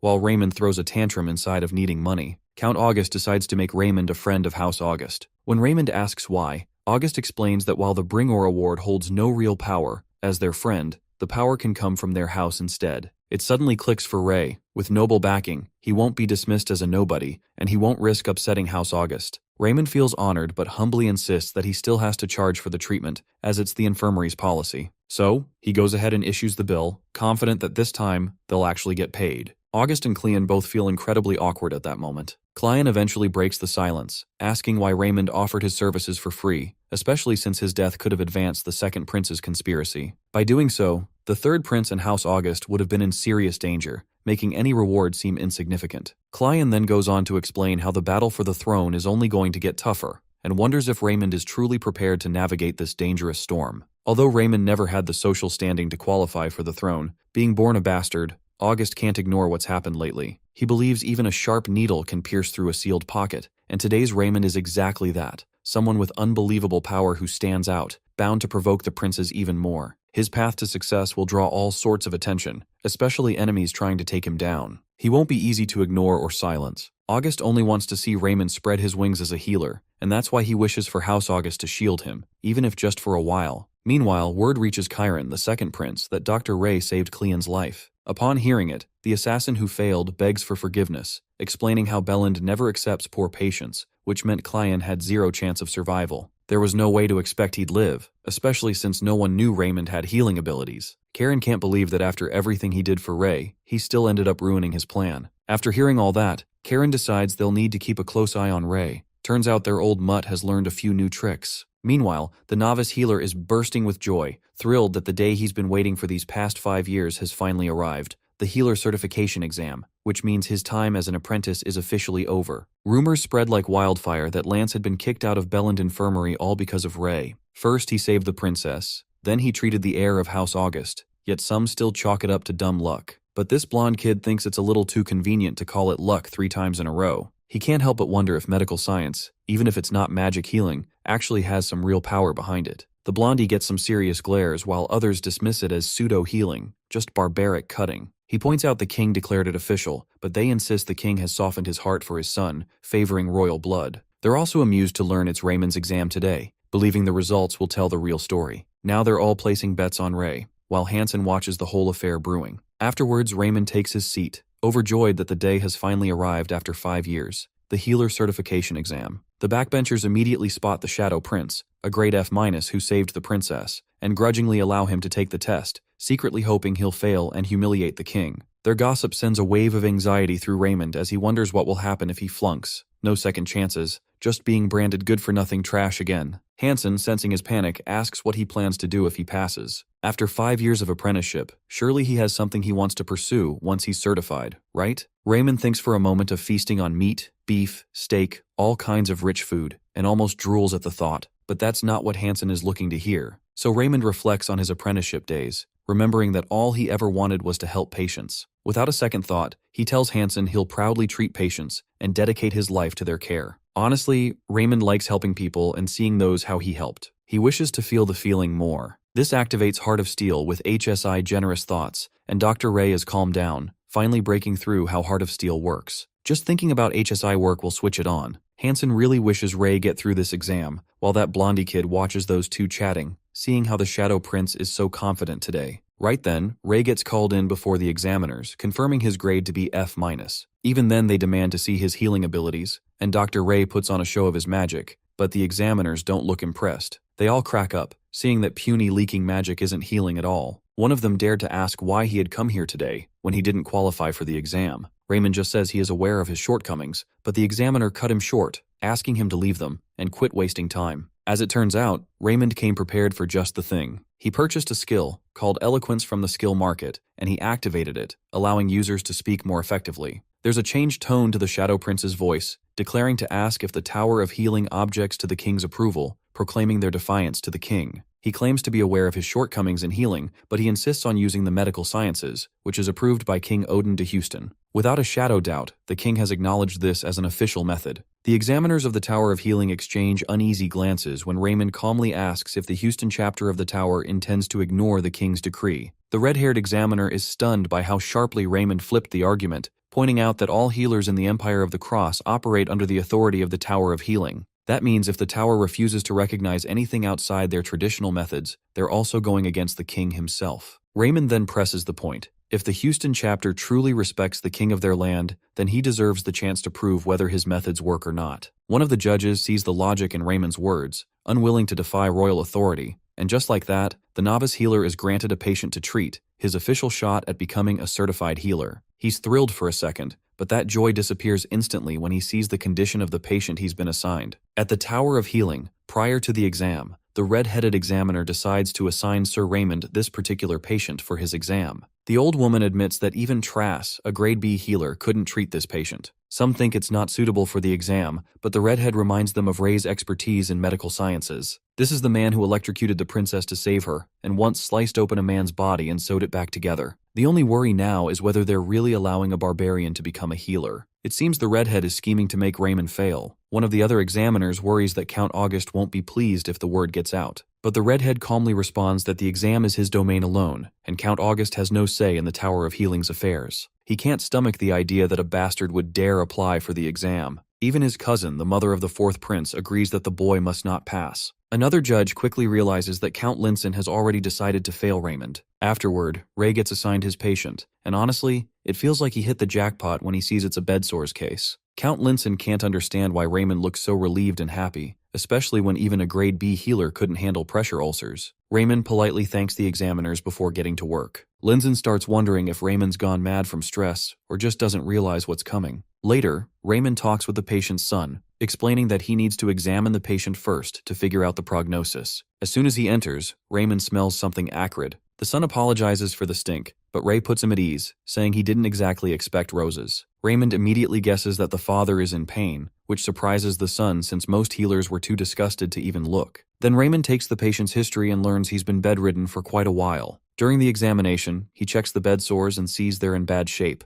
but at least they haven't reached the bone, so treatment should be manageable. When the son asks about it, the soon-to-be great healer explains that only the rotten skin needs to be removed, allowing new skin to grow. The son says other healers tried the same, but the sores always came back. That catches Raymond off guard, making him realize the real issue. Pressure ulcers come from bad posture when someone's stuck in bed for too long without proper care. However, Raymond thinks that might not be the real problem here and decides to go ahead with removing the dead skin anyway, carving out the infected area with care. He tells the son that the treatment will involve surgery and that he should have a little faith in him. After that, Ray gets into his gear and sees his attunement reaching 18, which is pretty high for a novice resident. Scraping out the dead tissue is going to be as easy as pie. He calmly removes the rotting flesh and clears away the discharge while the patient's son stresses out in the back, watching Raymond casually knife his father like it's just another day at work. In the end, Raymond sanitizes the wound using herbs packed with natural antibiotics. When asked, Raymond responds that the first stage of treatment is complete, and for the next one, he'll need the son's help. He gives clear and simple instructions. His father's position must be changed regularly throughout the day by rolling him over in bed. The son looks completely lost, so Raymond breaks it down for him, explaining that bed sores can be prevented by changing posture frequently. On top of that, he says the infection still needs some attention, so he'll be sticking around until his father's condition improves. As they keep up with the routine, Raymond eventually declares the old man out of danger and safe from falling back into the same cycle of bed sores. Right then and there, both the old man and his son thanked Raymond from the bottom of their hearts, especially since even a grade B healer couldn't do anything about it. Apparently, they didn't have the means to afford a higher-ranking healer and felt truly grateful for Raymond's kindness. After advising them to keep changing the patient's posture regularly to prevent more bed sores, Raymond wraps up his job. Word soon reaches Count Linson, who's having a hard time believing it. The nerdy judge reminds him that he saw it with his own eyes, and the new skin formation is real. Now, they don't really have any excuse to fail Raymond. Linson starts stressing about what he's supposed to say to the fourth prince, especially since there's no proper way to rank someone with a grade F- who just healed a patient needing a grade B healer. The nerd suggests giving Raymond a grade B+ or even a grade A, but Linson immediately shuts that down. There's no way he's letting that happen. Count Linson is freaking out because his plans have gone completely down the drain. However, he adds that while Raymond's ancient technique did manage to cure a difficult patient, his healing is still considered grade F-. No matter the extra credit, anything higher than a grade D is completely off the table. But the others think it's just plain wrong to rank him as a grade D when he treated something closer to a grade B+ condition. Count August definitely won't like the sound of it, but Linson reminds them that August has no right to interfere in the tower's affairs. Then the nerdy judge points out that both the princess and the king might step in if they hear Raymond got slapped with a grade D after healing the princess's grade A condition.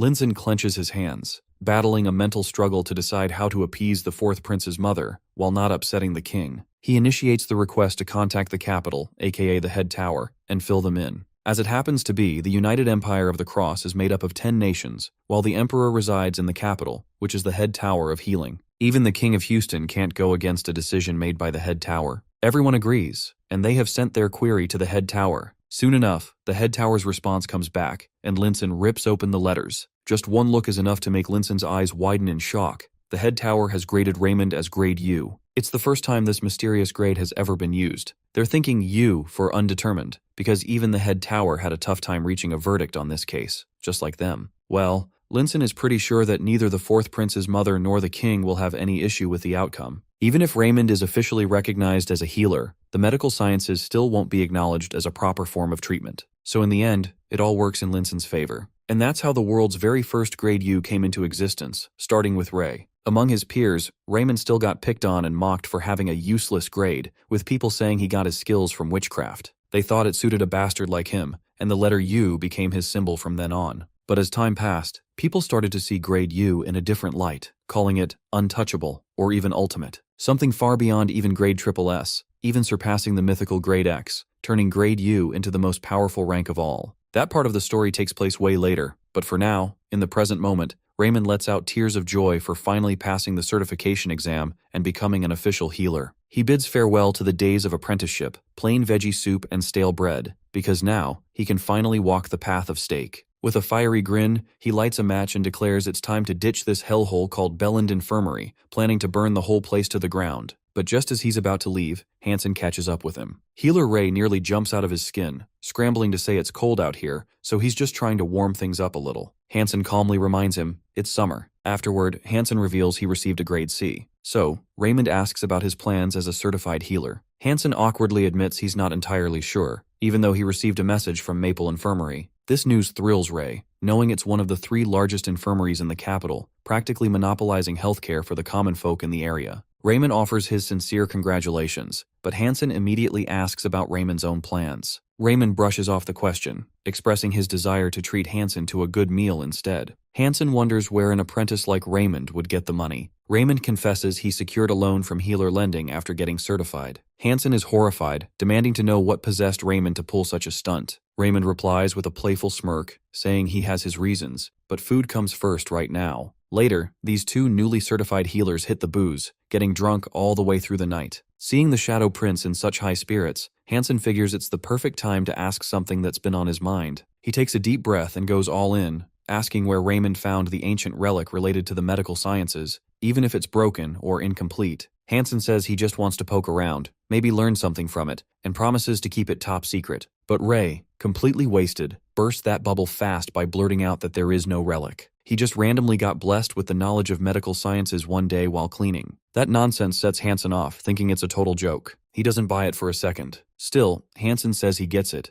After all the crap Raymond's gone through, maybe he just doesn't want to talk about it. But even so, he still hopes Raymond would trust him enough to share it. Raymond insists it's not a lie, but Hansen, clearly hurt, storms off without another word. Days later, at Maple Infirmary, Hansen learns that Lore Infirmary reached out to Sir Raymond. That's the top infirmary in the capital, second only to the exclusive Helian Infirmary for nobles. He can't help but notice how the Shadow Prince is already surpassing him. But then, he overhears some jerks gossiping about how the Shadow Prince actually rejected their offer. That's something Hansen never saw coming. Hansen completely loses it, barging into the Shadow Prince's dorm and shaking him awake from a peaceful sleep, demanding to know why he turned down Lore's offer. He tries to drill it into the Shadow Prince's head that Lore is way better than Maple Infirmary in every way. But Ray, still groggy, drops the real reason. He's decided to start his own infirmary. That throws Hansen off completely. Raymond reminds him that he already took a loan from Healer Lending just for this. Hansen gets even more fired up, asking how a rookie like him thinks he can pull off something this big. He's pissed, thinking Raymond's treating it like some child's play. He lays it out straight.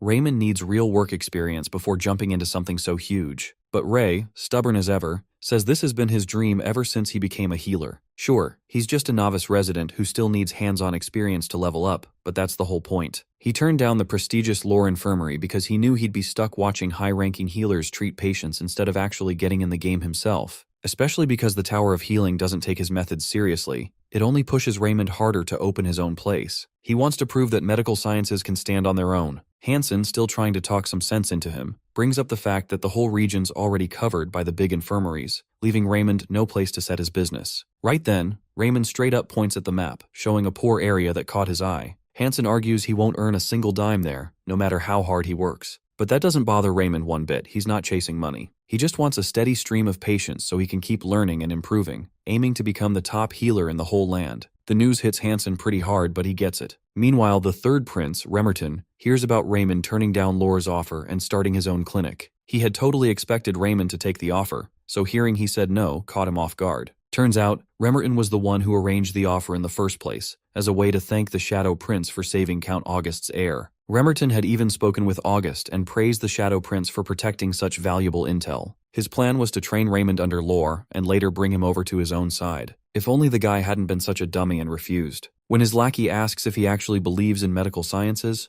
Remerton says he doesn't really care. If it saves lives, that's all that matters. Now that Dr. Ray has thrown away the golden opportunity handed to him, Remerton figures they're clearly walking different paths. He still sees Ray as a fool. Then he hears that Dr. Ray plans to set up his infirmary in the Vey Quarter. Remerton can't believe it. That idiot actually picked a rundown, dirt-poor, lawless area way out in the northwest outskirts of the capital. It's a place no noble in their right mind would ever bother with. A century ago, the Houston Kingdom got beaten by the Droton Kingdom and lost a big chunk of southern land. Houston folks who lost their homes were moved to the edge of the capital and were relocated to the outskirts of the capital, leading to the creation of the massive slums in Vay. The entire kingdom had suffered heavily from the war, so they weren't able to provide much help to the people living in those slums. So, 100 years later, the Vay Quarter has just become this massive problem that everyone in Houston pretends doesn't exist. Even so, King Houston once declared that anyone who could ease the unrest in Vay would be granted any reward they wished. Despite that, all three princes, Chiron, Remerton, and Settle, as well as the proud swordsman and fourth prince, all tried and failed to bring peace to Vay. In the end, Remerton concluded that this place isn't something that can be fixed. It needs to be burned to the ground, because there's no other way. Even though everyone else ignored the Vay slums, their dad was fixated on those people, always seeing them as Houston citizens. Now that everyone else has failed to address the issue,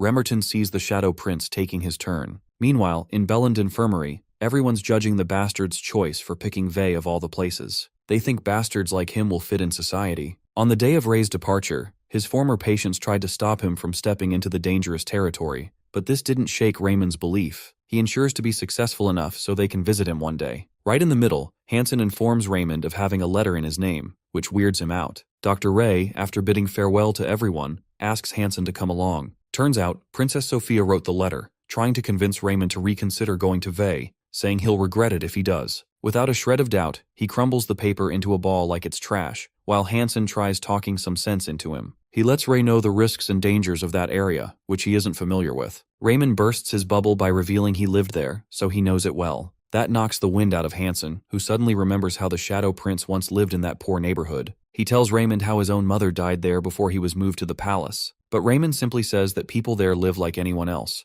And honestly, he finds it way better than both the palace and Belland Infirmary. That's when he finally shares with Hansen his childhood dream of opening an infirmary in that very place. So he assures Hansen that he'll be just fine. Without hesitation, Hansen insists on coming with him, which catches Raymond off guard, especially since Hansen is supposed to be heading to Maple Infirmary. In a moment of frustration, Hansen spills the beans that Maple reeks of even greedier misers than the ones at Belland. Dr. Ray, a bit embarrassed, admits that he does care about money too, but deep down, all he really wants is tons of experience. Hansen knows the truth. Raymond always puts his patients first, which is exactly why he wants to work with him. On the inside, Raymond thinks of himself as a money-hungry, experience-hungry little pug. Then out of nowhere, Hansen drops the real reason. He wants to observe medical sciences just to learn something from it. That makes Raymond super nervous because how can a novice resident like him teach anyone? Hansen starts thinking maybe Raymond doesn't want to teach him, but suddenly, a glowing window pops up showing Hansen's request to learn, triggering something called FOST status mode, and asks Raymond if he's willing or not. This foster student mode is completely new to the Shadow Prince, and he has no idea what it's all about at first. Turns out it's actually a gateway for him to earn skill points in a whole new way. The more medically skilled Hansen becomes, the more Raymond benefits. Whenever the student heals a patient, a portion of their experience points gets shared with Ray. That blows his mind, making him feel like he's just struck gold. He remembers how he needs 200 experience points just to level up after level 20, so this is a total game changer. Still, when it comes to teaching, there are some restrictions he has to deal with. Meanwhile, Hansen's heart is pounding like crazy, hoping the Shadow Prince says yes. Suddenly, Raymond agrees to teach him, but only if he, himself, studies harder. Hansen quickly bows to his new master, grateful for being given the chance, while Raymond achieves the achievement of having his first ever student. That instantly earns him 5 skill points and a new skill called Slapdash Schooling, ranked level D, which matches a residence level. Raymond knows this might bring trouble, but he also knows no one becomes a master overnight. With Hansen gaining experience, Raymond believes he'll reach his own goals even faster. And just like that, the medical school that would one day become legendary welcomed its very first student.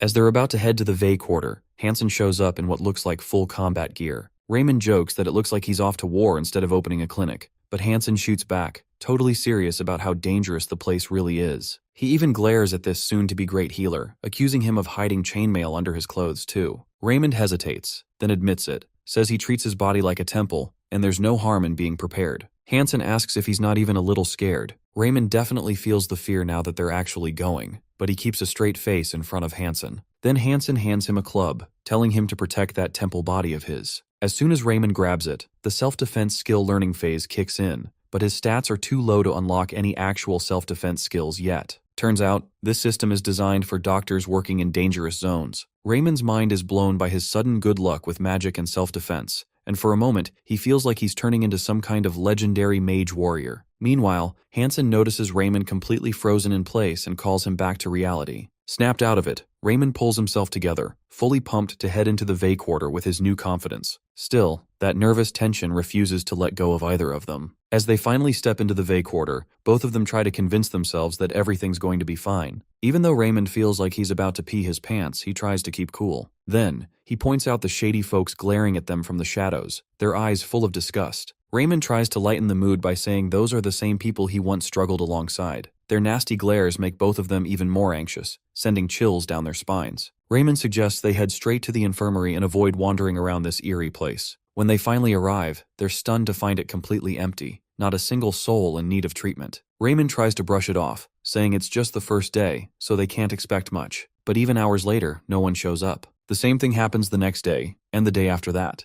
It's starting to feel boring and kind of depressing for Raymond. Hansen tries to reassure him, saying it's probably because the people in Vey haven't heard about their clinic yet. Right then, Raymond shouts that it's impossible since he made sure to draw the symbol of medicine nicely and big on the door. And when it comes to news spreading in the slums, he knows word travels fast. Just as he's ranting, out of nowhere, someone throws a stone into their clinic, shattering the window. That catches them off guard. Hansen quickly darts outside and shouts for Raymond to come look. He points at the message scribbled on the infirmary wall, which says this isn't a play area for kids like them, and they'd better get lost or die. Later, Hansen urgently tells Raymond they need to leave immediately because it's not safe for them there. Raymond understands the severity of the situation and agrees they'd be in serious trouble if they stayed. Even then, Raymond doesn't feel like giving up just yet, especially with the massive debt hanging over his head. While trying to keep his cool, he's fighting an intense war inside, knowing that quitting now would mean throwing everything away. More importantly, he's already spent all his money buying and renovating this place, and if it fails, it's all going straight down the drain. Even if he tries selling it again, there's no way he'd make a decent profit. And on top of all that, there's still a huge interest to pay. Just the thought of it sends chills down his spine. Plus, Raymond knows the healer lending group is dead serious about their money. So he's stuck in a tight corner. He has to make this infirmary succeed and pay them back, or things are going to get really bad for him. Just then, a new quest pops up in front of him,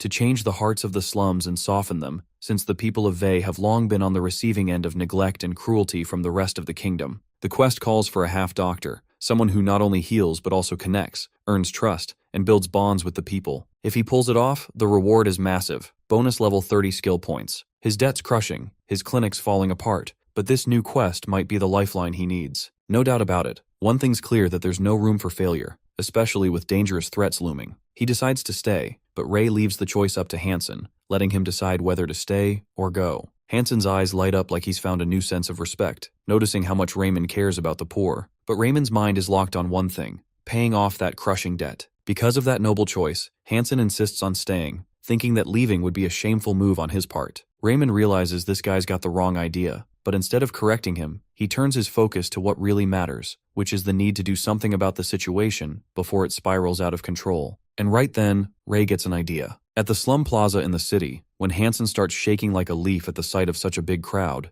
Raymond steps in to calm him down, reminding the guy about the chainmail hidden under his healer outfit. Raymond actually prefers a place full of people over an empty street. Between the two of them, the novice healer is the icebreaker, trying to spark up a conversation with the two men standing in front of them. He reminds them it's him, Ray, and casually asks how they've been. The men are shocked to see the little boy who once went off to the palace standing there now. In the hope of being recognized, Raymond decides to play the nostalgia card. Like a burst of light, he talks about how nice it feels to be back in Vey after so long, like coming home. He even throws in a childhood story about getting beaten like a stray dog by Mr. Bob and Mr. Tom's, hoping it'll hit the right emotional chord. But the cold look in their eyes says a lot, and inside, Raymond starts to panic, wondering if any of this is actually working. Then, the men snap, demanding to know when the heck he came back, especially after becoming royalty and earning that fancy title. They make it crystal clear that Vey isn't some place for royal entertainment. It stings, knowing these people don't even see him as one of their own anymore, like he's just another noble in their eyes. Well, he can't really blame them.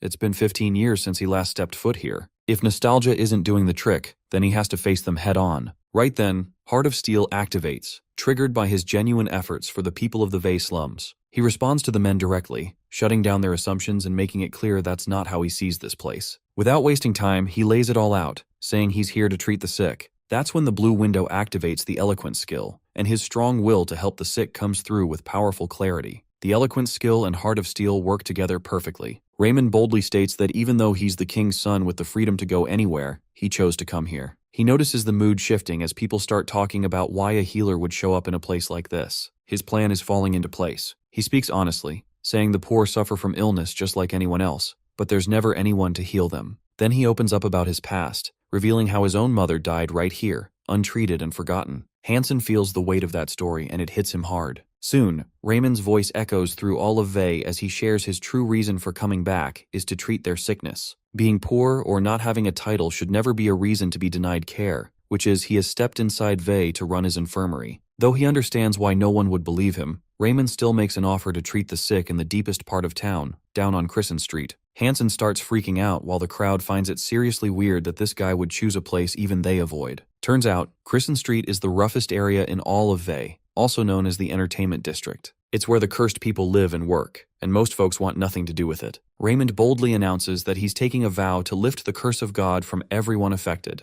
On their way there, Hansen nervously wonders what if the curse is actually some kind of infectious disease. Then they're both doomed. He tries to reason with Ray, saying that the cursed lives separately from everyone else for a reason, probably because of that. But Raymond checks it out himself and calmly tells Hansen that he's free to wait outside if he's too worried. That only sends chills down Hansen's spine, and he quickly decides to stick with him. Hansen says he's interested in learning medical science and wants to stay by Raymond's side to learn even more. Raymond isn't really into being called master or anything like that, but as soon as they rush inside, things take a turn. He bumps into a woman who looks like a creepy ghost running low on sleep and caffeine. Raymond comes clean, saying he's here to heal them, but she finds that absolutely hilarious. She reveals herself with skin covered in red spots and dares Ray, the so-called healer, to cure what she calls the curse of God. Hansen immediately thinks it has to be infectious, but Ray insists on taking a closer look, which surprises the woman. Most people wouldn't dare come near them. He quickly examines the red spots and some ulcers too, and it's clear to him that this isn't a curse, just a simple skin disease. He, with her permission, asks to examine the others as well, including all the affected areas. The women are willing to show their skin, though they warn Raymond not to blame them if he ends up cursed. He calmly explains that this disease doesn't spread by touch, so they can relax. Not only that, he takes the time to educate the women, letting them know it's nothing supernatural, just a treatable skin disease. Whispers start floating around among the women, but Ray gently breaks the truth that it's syphilis. When asked about the cure, the soon-to-be great healer explains that the spots will go away, and the disease becomes dormant since it's a version of syphilis. Some people were lucky enough to get treated early and manage their symptoms before things got worse, but those with advanced stages were unfairly labeled as cursed by God. Hansen is scribbling down all this ancient medical knowledge like he just unlocked a hidden treasure. Raymond remembers that the treatment is the same for all types of syphilis. Without missing a beat, he asks for some stale, rotten bread, planning to create a magic pellet. Hansen has no clue what Raymond's up to, but he beams with a big smile and gives him his full support anyway. Magic pellet is actually the legendary drug penicillin, the one that flipped the entire medical world upside down. There's no need to go all out, making it just for syphilis when Lepentina's herbs can do the job just fine. The only problem is that what he really needs is way too expensive, which is a total bummer. Raymond starts whining and calling out to his future treasures, the riches he swears will be his someday. Compared to the rare ingredients, moldy bread is way cheaper, so he decides to extract penicillin from that instead. Sometime later, Raymond manages to create a penicillin solution and mixes it with the staph bacteria he collected from the patient's skin. Right then and there, he watches the penicillin do its thing, wiping out the bacteria completely. That's how Lepentina got its very first batch of antibiotics thanks to the Shadow Prince, and he earns the title of creator of penicillin. It's something even future generations will respect. For this breakthrough, he gets 100 skill points and 2 bonus level ups. On top of that, he learns the skill of alchemy, though his extraction level is still low. Right after that, basic alchemy kicks in and floods his brain like a burst of knowledge, giving him the power to pull components out of herbs and turn them into usable extracts. This way, he figured out how to cut down the amount he needed and drastically lowered his expenses. Now that's a nice sight. Gold piling up and making medicine just got way easier. Fast forward to the application part, he had all the women from the entertainment district rub the ointment all over their bodies. That pretty much drained the energy out of these two dummies, and they started dreaming about getting a day off. Days passed, and the women were honestly shocked to see their skin glowing like it used to. They believed the curse had finally lifted and couldn't thank the healer enough. They had no idea how to repay him, especially knowing how expensive all of it must have been. Raymond clearly sees that these women were left behind in the mess of Veyslum for so long, so expecting money isn't realistic. But he's not too worried about that, because this is how he plans to promote his infirmary. He humbly tells the women that helping the sick is his calling, and their recovery is all the reward he needs. Though deep down, he knows that if his infirmary catches on like wildfire, his fortune's just a matter of time. Before heading out, he invites anyone with similar symptoms to visit the infirmary for treatment, which lights up their day even more. Deep inside, he's gloating, secretly hoping these women will spread the word about his good deeds and help shape his future. Meanwhile, the other women can't believe someone like him exists, especially when the healers they've met before were nothing but crooks. Hansen, on the other hand, is ready to crash into bed. Sooner or later, the news of the women from Kristen Street getting healed spreads like wildfire across Vey, all thanks to the Shadow Prince's free treatment. Word gets around that Prince Raymond opened up an infirmary, and now people are starting to see him differently, not as just another bratty prince. One person even mentions taking their mother to see him. Just like that, Raymond finally completes the quest called Convert the Hearts of the Slums and unlocks the achievement Helper of the Common Folk. He earns 30 skill points and gains a solid degree of favor from the people of Vey. Raymond can't help but tear up after reaching such a meaningful goal. The next day, a massive crowd shows up, all eager to get checked by him. The infirmary is packed with people, and Dr. Ray is beyond thrilled, knowing his future fortune is just around the corner. Without a doubt, Healer Ray tells everyone to form a line and get their numbers, then start seeing patients one by one, treating them while racking up experience and skill points. Even Hansen's having a good time helping out under Raymond's care. Raymond is grinning over the commission he gets from Hansen's experience points, which are helping him level up even faster. He's honestly proud of his decision to take Hansen under his wing. One old woman compliments Raymond's gentle and kind nature, saying that other healers used to be cruel and disrespectful toward her. Her son can't stop thanking the Shadow Prince for treating his mother, and that grateful smile warms Raymond's heart. Later on, Hansen curiously asks how he came up with the cure for syphilis. Raymond starts to say it's from an ancient relic, but then quickly tries to cover it up. Hansen doesn't buy it and calls him out, asking if the knowledge just magically dropped into his head. Raymond finally breaks and admits it with a loud yes, shouting that it's true and there's nothing he can do about it. Hansen just shrugs it off and accepts it. Suddenly, a woman comes running into the Shadow Prince's arms, crying and begging him to help her sick mother. Just as the woman explains her mother's stomach problems, Hansen quietly notes how deeply committed Raymond is to helping people, no matter what. He remembers how it's always been like that. Even back when they were in Belland, with no access to medical science, Raymond would still put patients first. Hansen always saw him studying late into the night, doing whatever he could to improve. He starts to think maybe Raymond got this mysterious power because he's one of the few who genuinely care for others. Soon after, Raymond calls Hansen to prep for surgery, and time flies. By night, Raymond finally finishes up with the patients and calls it a day after all the chaos. That's when he grins and asks if Hansen's ready to go over the bookkeeping. But the moment Hansen checks the earnings, he's completely stunned. There's barely any money, and they actually lost more than they gained. Raymond reminds him that he didn't charge the poorest folks at all, calling it part of the infirmary's promotion. Still, this crybaby Hansen clearly didn't expect a loss like this. Even so, he knows Raymond would never turn anyone away just because they couldn't pay. They both decide to give the infirmary more time to shine, and Hansen agrees to work for free a little longer. They see it as an investment in building their reputation and skills, holding on to the hope that one day, even the rich will line up at their door. And with that, they promise to stay strong and wait for that day to come. Meanwhile, someone lurking in the shadows is cursing Raymond under their breath, clearly not happy about his growing influence. They've decided they won't let him or his little clinic stick around much longer. Turns out, the illegal healers in the area have been losing all their customers because of Ray's free treatments and genuine care. Their only way of surviving has been to bleed the peasants dry, both in money and health. So now they're thinking of teaming up and forcing Raymond to raise his prices. That way, they can go back to sucking profits out of the desperate and sick like before. While the great healer and Hansen's experience keeps leveling up, they both continue treating patients and remind them not to overwork and to take care of themselves. Just then, they hear footsteps approaching, and a group of people steps in asking if they're the new healers in town. Raymond steps forward confidently, calling himself part of the Healer Alliance in Vey. The group starts complaining that Dr. Ray's work is disrupting the entire healing market, claiming he's messing up their order. They demand that he raise his prices to 100 pina, or shut down and leave Vey. Hansen immediately freaks out, realizing that's 10 times more than what they currently charge, which is just insane. Ray gets serious and tells them flat out that no one in Vey can afford that much. But the group doesn't care at all, bragging that their healing power is like a gift from the heavens, and if people want divine-level treatment, they have to pay the divine price. As for the poor who can't afford it, they don't give a damn if they live or die. That heartless attitude really hits Raymond's nerves. Raymond quickly realizes that the reason Vey is drowning in sickness is because of these outlandish scoundrels draining people dry with their ridiculous fees. Their so-called high prices have kept the poor from getting proper treatment, and that bitter truth hits him hard, reminding him of how his own mother died thanks to jerks like these. The memory fills his heart with pure disgust. He knows how illegal healers operate, lurking in the shadows after getting decertified,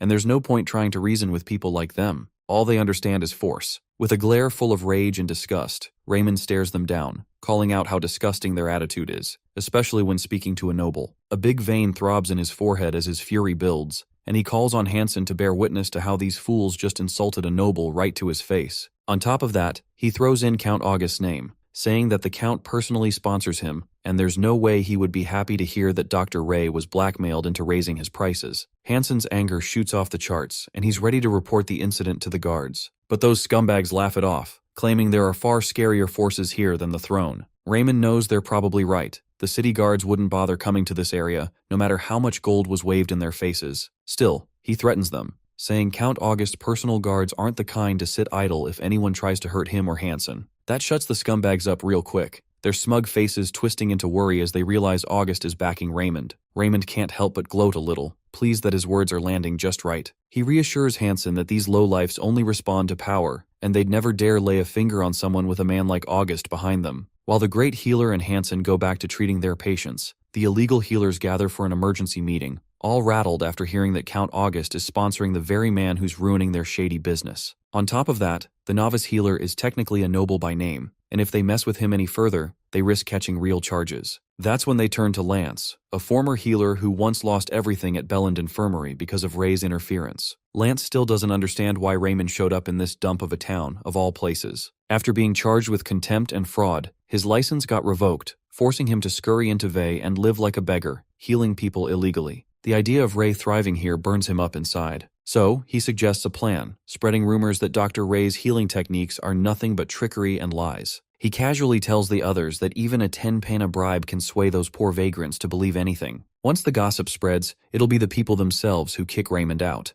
The others love the idea, and they put the plan into motion, ready to watch Lance take his sweet revenge. All of a sudden, a guy stumbles in, all bruised and beaten, complaining about how the person he tried bribing to spread rumors about Raymond ended up getting smacked instead, just for suggesting it. Apparently the people have finally caught on to how the illegal healers have been draining them dry. They used to have no choice but to go to them, no matter how awful they were, but that's not the case anymore. Now the people are ready to punish the illegal healers. At this point, Lance decides it's time to bring in the Blue Moon Guild, which takes everyone by surprise. Unlike the other blood-sucking guilds, the Blue Moon Guild is more of a civil militia that protects the folks of Vey from anyone looking to exploit them. Even though they're not exactly fans of the illegal healers, the lackeys share how the guild seems to feel just like the people do now, furious and ready to act. Lance struts in like some twisted hero among scumbags, claiming he's got a plan. He explains that the Blue Moon Guild was originally formed to fight off the Dark Blade, a gang that used to terrorize and rob the people of Vey. These days, merchants pay the guild to keep them safe, so the guild has grown in influence. The guildmaster, Kanseer, is a strong and righteous man, but he's got one major flaw: he's gullible. Lance visits Kanseer, filling his ears with lies, claiming that Dr. Ray is cooking up a big plan to mess with the people. He even tells Kanseer that he was once Raymond's teacher back at the Belland Infirmary. And the biggest lie is that Lance says Raymond's treating the people of Vey like test subjects. For a second, Kanseer looks furious, but then he hesitates, remembering all the rumors floating around that Dr. Ray's been treating people for free. Lance assures Kanseer that Dr. Ray's just taking advantage of the people to test out some new healing techniques, and if anything goes wrong,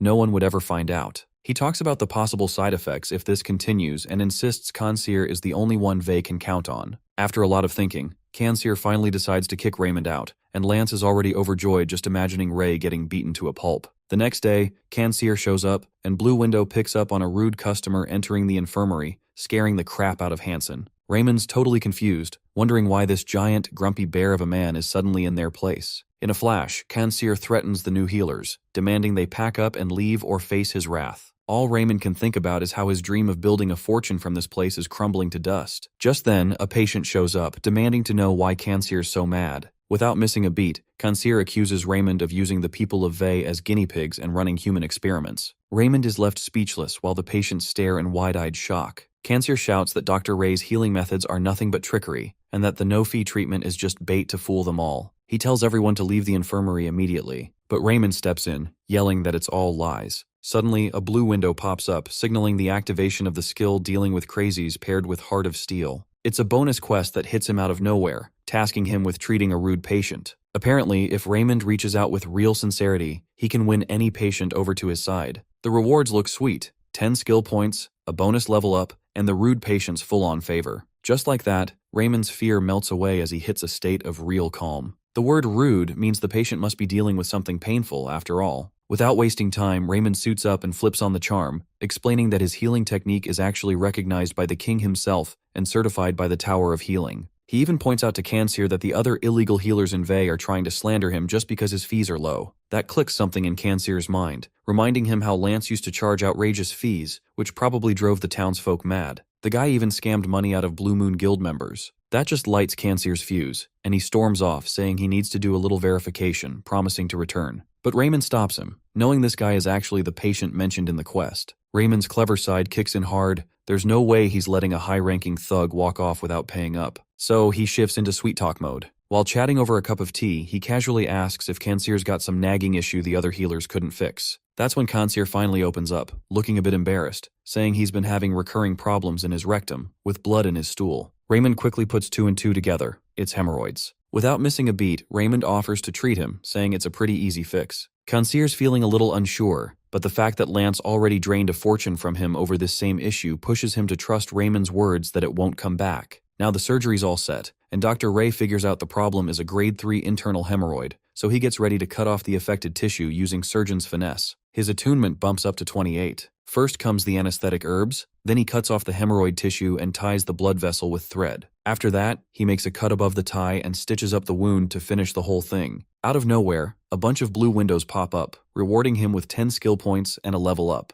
Meanwhile, Kanseer's stunned that it was done so fast. Raymond calmly tells him he'll have around 3 days of discomfort, but recommends doing a sitz bath until the pain goes away. Then he explains exactly what kind of bath that is. In the end, Kanseer's all smiles, super thankful that Dr. Ray finally fixed a problem he'd been suffering from for years. Of course, Raymond's real focus is on the payment. He's thinking 20 or 30 pina would be nice. But Kanseer says no real kindness can be paid back with a few lousy coins. Raymond doesn't mind the sound of money, but what really shocks him is Kanseer pledging to be his full-time bodyguard in Vey, offering high-level protection to his infirmary. And just like that, Kanseer throws down a stack of nearly 300 pina that leaves the great healer and Hansen with their jaws on the floor. With that said, Kanseer storms off to take down Lance. Even when Lance's name comes up, Raymond couldn't care less. He's too excited thinking about eating beef for dinner. Meanwhile, Kanseer's out there wreaking havoc, ready to crush Master Lance for conning him and the poor people for so long. Not to mention, Raymond can't believe Lance has the nerve to slander a saint like him of all people. The illegal healers squad, taking a united front,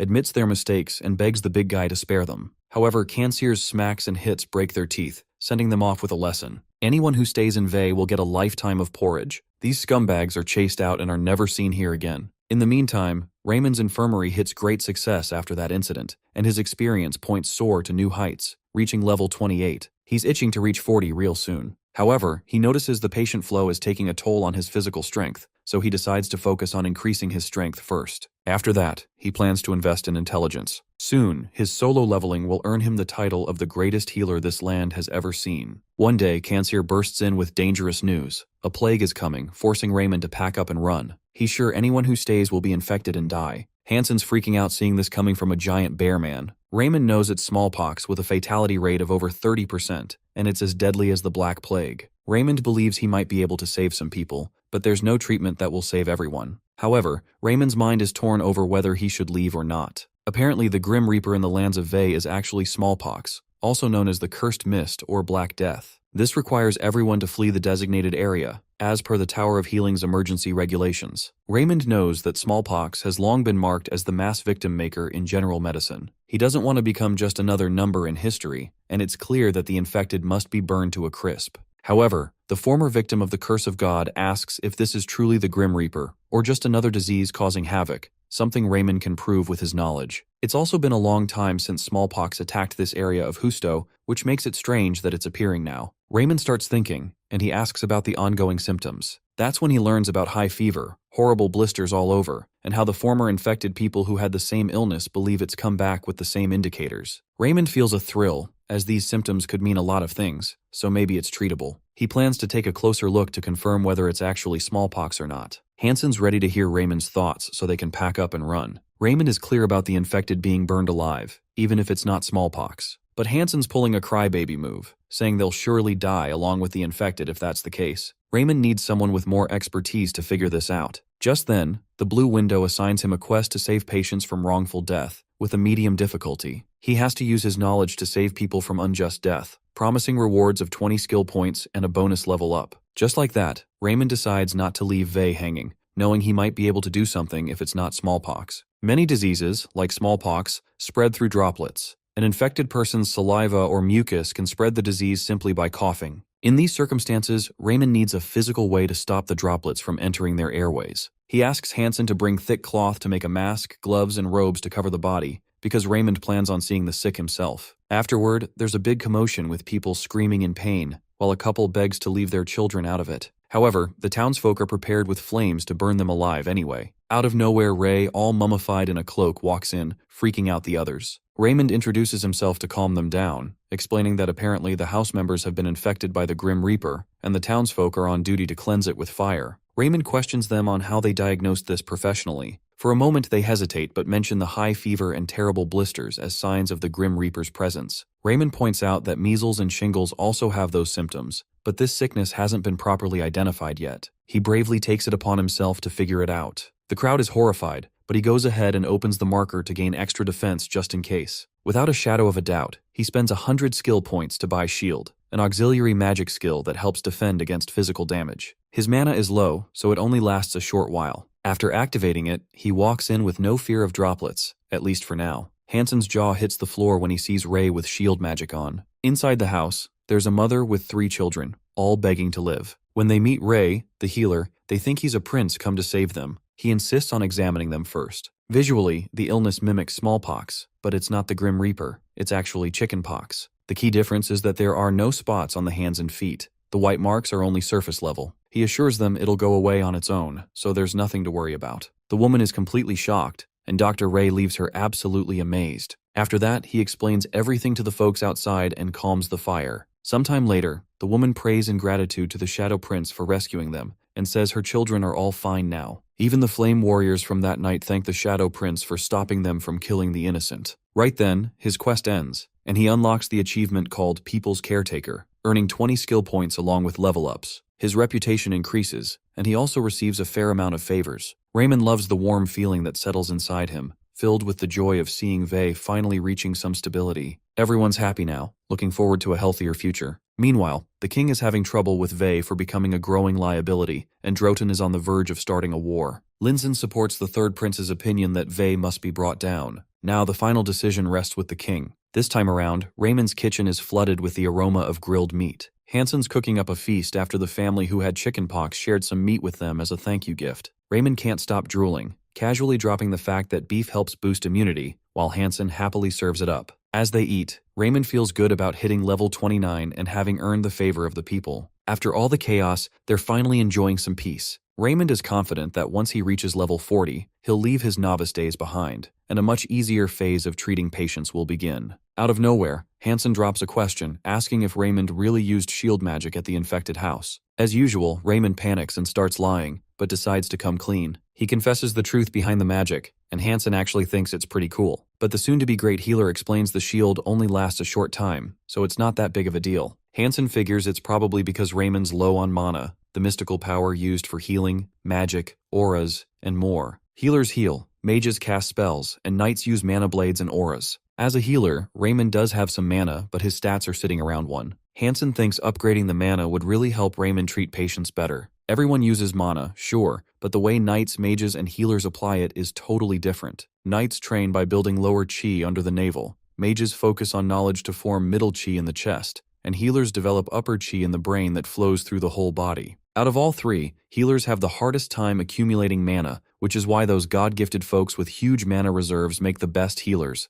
and a grade F- like Raymond used to be is considered nothing. That's why he could never really improve or grow his skills. Still, he hasn't figured out which type of mana actually powers his medical science abilities. Out of the 3 sources, the novice healer is using magic without storing any energy in his chest, so he figures it must be the system doing all the work, and he really needs to read up on it. Just then, a patient's scream shakes the place, and both the great healer and Hansen rush out to help a man who has fallen off a roof. When Raymond finds him not breathing, he immediately tells Hansen to start CPR. Meanwhile, the king is visiting Vey to meet the people, but his servant Garmin isn't happy about it, especially since Prince Remerton got hurt in this dangerous place. King Houston brushes it off, reminding Garmin that he's a sword master. They want to get a better feel of the town, so the king decides to stop by the saloon. Inside, while the royal group enjoys their drinks, they overhear some drunk locals gossiping about a patient who died at this soon-to-be great healer's infirmary. Apparently, even though Raymond tried CPR for nearly an hour, it wasn't enough. The folks talk about his low fees but also whisper rumors about human experimentation, saying he's just like the other princes and how the people of Toila see all royals as nothing but tools of power. Suddenly, a woman stands up for Ray, pointing out how other healers wouldn't have even tried to save the man, but those two never turned their backs, not even for an hour. She says the healer even cried beside the body when he couldn't save it. According to modern medicine, a doctor is supposed to grow from the deaths of their patients,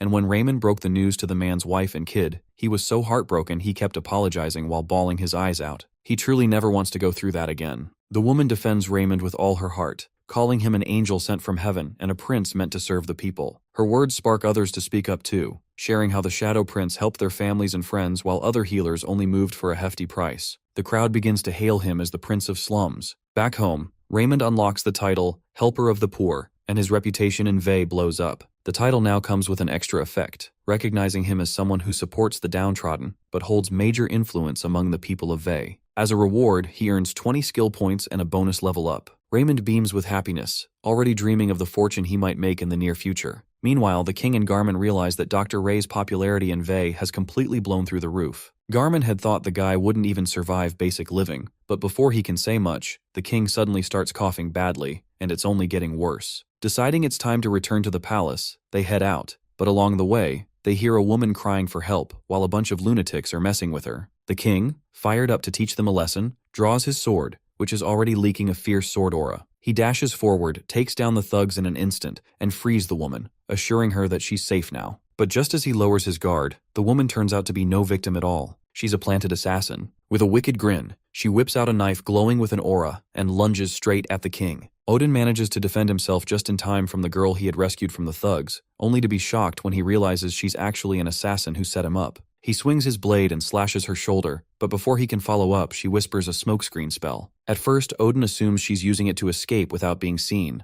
but as the smoke thickens, he starts feeling something strange in his throat. He begins to suspect the smoke was no accident, especially if she somehow knew about his coughing illness. Suddenly, she lunges at him from behind, but thanks to Odin's quick reflexes, she only manages to graze his arm before he turns around and drives his blade into her chest. She collapses with a heavy thud. Moments later, Garmin rushes over asking if Odin is okay. Odin insists he's fine, but Garmin points to the skin around the wound turning purple, warning that it's poison. When Odin tries to brush it off, Garmin stresses that they need to treat it now before a small cut turns into losing the entire arm. Odin mentions that the castle's AAA healer, Helion, should be able to handle it, but Garmin quickly tells him that waiting until then might be too late. Despite acting calm in front of Garmin, Odin can clearly see the signs of necrosis, and he knows that if nothing is done, it'll likely result in having to amputate his arm. When Garmin suddenly suggests visiting Raymond's infirmary for emergency care, Odin reluctantly agrees. The two of them arrive at this soon-to-be great healer's infirmary, both wearing masks and hoods. When Raymond sees the blood on their masks, he panics, wondering if they're guild members who have been in some kind of fight with other guilds. He, trying to hide his fear, invites them inside to treat Odin's arm, but Garmin quickly explains that the injury is poison-related and requires immediate attention. Raymond begins to suspect they might be criminals, but being a good doctor, he decides to move forward with the treatment. When he examines the cut and sees how serious it is, he asks if there are any other symptoms. Odin responds that he's feeling lightheaded, his pulse is irregular, and something about his voice sounds familiar to the Shadow Prince. They state the symptoms, and Dr. Ray explains that the poison seems to be a mix of hemolysin and a neurotoxin. Odin feels that Dr. Ray isn't qualified enough to treat it,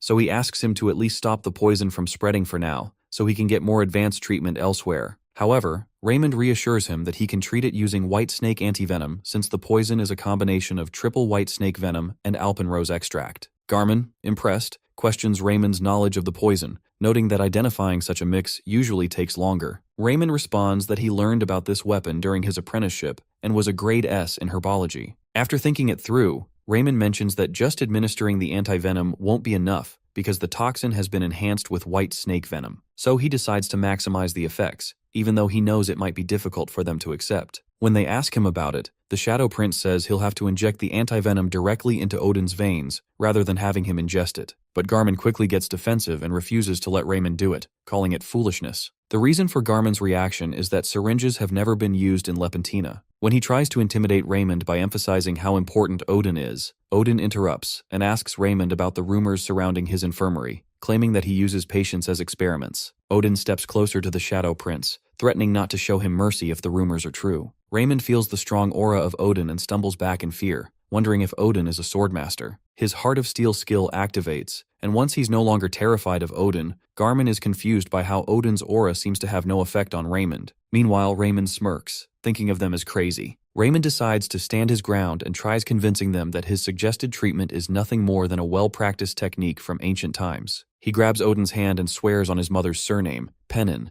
to prove his pure intentions. After thinking it over, Odin finally agrees to the treatment, so Raymond pulls out his syringe. When Odin questions it, the soon-to-be great healer explains that it's made by the dwarves and is used to inject medicine directly into the blood. After warning Odin about the sting from the needle, Raymond injects it. Once it's done, Garmin anxiously checks on Odin. Just as Odin is about to say something, he suddenly gets dizzy, which makes Raymond panic, wondering if he did it wrong since it was the first time he used a syringe. To their surprise, Odin finally looks up and says that the dizziness and headache are gone, and he feels much better than before. He wonders how the antidote worked so quickly when it usually takes much longer. Raymond breathes a sigh of relief and gets excited about eating meat the next day. Odin then asks if his arm will heal on its own, and Dr. Ray tells him that the necrosis will stop soon, and without any unpleasant effects, the skin will repair naturally. Odin realizes he made the right choice coming to the Shadow Prince, or else he would have lost his arm. Feeling grateful for Raymond's healing of Princess Sophia earlier, he decides to reward him. Hansen arrives at the infirmary and is surprised to see the two patients who arrived in his absence. Odin, appreciating Raymond's work, asks him what he would like as a reward. Without second, Dr. Ray asks for money, which surprises Odin. Raymond then generously clarifies that healing patients is his job, so Odin just needs to pay for the treatment since it's no big deal. However, in his mind, the novice healer is plotting greedily, planning to demand a large sum since Odin seems to be a high-ranking guild member, given his aura. After stating that he'll only charge money, Raymond adds that it will be an expensive amount. Garmin asks in surprise if Raymond doesn't want anything else, since they could easily grant him anything with their authority. Dr. Ray, acting like a saint, says he's just a healer with an obligation to treat his patients. Meanwhile, he secretly plans to demand a hefty sum that would be difficult for them to pay. While Garmin acknowledges his integrity, Odin casually asks for the amount. The Shadow Prince says 500 pesos, something he hasn't asked from any of his patients before. Garmin's eyes widen in surprise, and Hansen leans in to whisper that 500 pesos is what most folks in Vey earn in 6 months. But when Raymond stands his ground, Hansen just sighs and tells him to ask for coins instead of a check. Even though Raymond feels the price might be too high for them,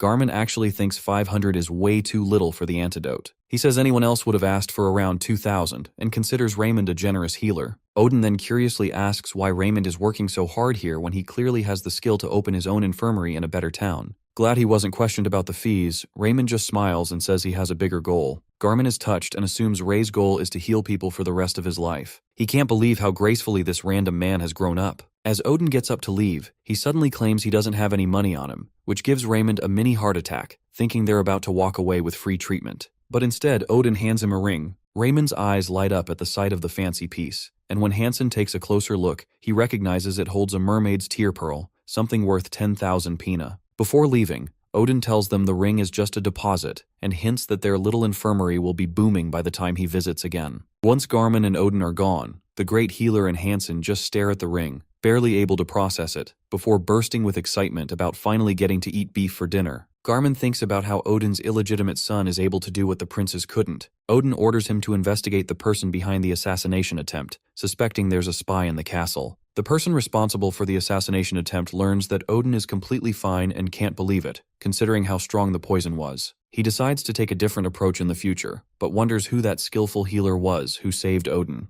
The glowing globe, which the man is speaking to, suggests getting rid of the healer, but the man refuses, saying no one can stop their next plan from succeeding. With another month to prepare, the man decides to destroy the Kingdom of Houston. Meanwhile, Hansen and Dr. Ray enjoy their beef dinner, feeling their immune systems strengthen with each bite. Suddenly, there's loud knocking on their door. When Raymond opens it, he finds big, muscular guards confirming his identity. Raymond wonders why an underworld guild would show up at their place and asks what brings them here. From behind the guards, Toms, a business owner from Langtrom, steps forward and introduces himself. Raymond quickly recognizes him as an autocrat from the entertainment district and the head of the Dark Blade Guild. Toms claims he's come to deliver a message and asks for permission to come inside. Toms and his men walk inside, and when he sees the meat, he calls it animal food because it's of low quality. He presses his finger against the plate, and it shatters into pieces, leaving the great healer and Hansen shocked. Hansen quietly whispers to the Shadow Prince that Toms was once the top-ranked mana user and knight. Toms orders his men to throw away the cheap meat, and they start slamming things around. Raymond doesn't understand why Toms is at their place, and his facing the boars skill activates. He decides to meet them head-on by acting like them and asks Toms what he's here for. Toms notices Raymond's confident demeanor and realizes that Dr. Ray isn't intimidated by him. Toms replies that he's just here to greet the diligent healer Envey and that he brought something for him. One of Toms's men steps forward and hands Raymond a small bag of gold. Hansen estimates it to be around 1,000, and Dr. Ray, equally shocked, asks Toms why he's receiving the bag. Tom smirks and calls it a reward for Raymond's hard work, then adds that he has a small request as well. Raymond quickly realizes that the request is the real reason for Toms's visit and asks about it. Toms tells him in an authoritative voice not to heal any enemy of the Dark Blade Guild. Raymond can't believe Toms is telling him not to treat people, but Toms explains the damage Raymond has done to their guild indirectly and expresses his dislike for seeing his enemies treated while his guild suffers. When Raymond tries to negotiate, Toms pulls out a dagger and throws it toward Ray, the blade striking the wall just a few inches from his neck. Toms coldly states that in the Vey Quarter, even the king's men can't have protection, and he corners Raymond against the wall while unsheathing his sword. With a threatening tone, Toms warns Raymond that the only way to have a bright future is to obey him. Toms withdraws the sword from Raymond's neck and bids him goodbye in an intimidating manner, hoping to meet him again in the same friendly way. After they leave, the novice healer is left stunned, while Hansen asks if he's okay. As Raymond cleans up the mess, Hansen worries about how they can stand up to such a dangerous guildmaster, knowing they could die if they disobey Toms. Raymond thinks about learning a self-defense skill and opens his screen, but realizes he needs 15 strength stats to learn the skill and is 2 ranks short. Raymond doesn't understand how he'll be able to face Toms, who is likely already skilled in swordsmanship and mana, so even if he somehow learns the self-defense skills, he still won't be able to protect himself. While worrying about how to stay fair to his patients, the Shadow Prince suddenly receives a quest to not give in to the pressure he's feeling and to treat his patients fairly. As they both stress over what to do, someone starts banging on their door. They quickly rush to open it and find 2 men carrying a third, who seems to be the patient. Raymond asks what happened, and one of the men explains that Toms, the Darkblade Guildmaster, did this to their companion when they failed to pay the protection money on time, as Toms had demanded. The great healer and Hansen are shocked to learn that the Darkblade Guildmaster is responsible for the man's injuries, meaning they are now enemies of Toms and should avoid treating the patient if they want to stay safe from his wrath. The men laid the patient down and urgently asked Raymond to treat him. Healer Ray examines the man and finds a broken rib and punctured lungs. As he's about to start treatment, Hansen nervously reminds him of Toms's warning. However, the patient starts coughing up blood, so Raymond decides to disregard Toms's threat and proceed with the treatment. Raymond further examines the patient and finds out that the patient has a faint heartbeat along with extreme internal injury, so he decides to first remove the internal blood. He calls out Hansen to get the surgical instruments, but Hansen tries to remind him of the possible danger from Toms. Raymond shouts at him to remind him how severe the patient's condition is, and tells him to quickly grab the instruments. After a while, Raymond walks out and informs the men that the patient is going to be fine soon. The men cry in thankfulness when Hansen calls Raymond to talk. He asks Raymond about the consequences of disobeying Toms's orders, and asks if they should seek Cansir and the Blue Moon Guild's help. Healer Ray tells that the Blue Moon Guild can't stand against Toms and wonders if they should flee, but gets reminded of all the debt he owes. As he is worrying about what to do, his quest accomplishment notification pops up,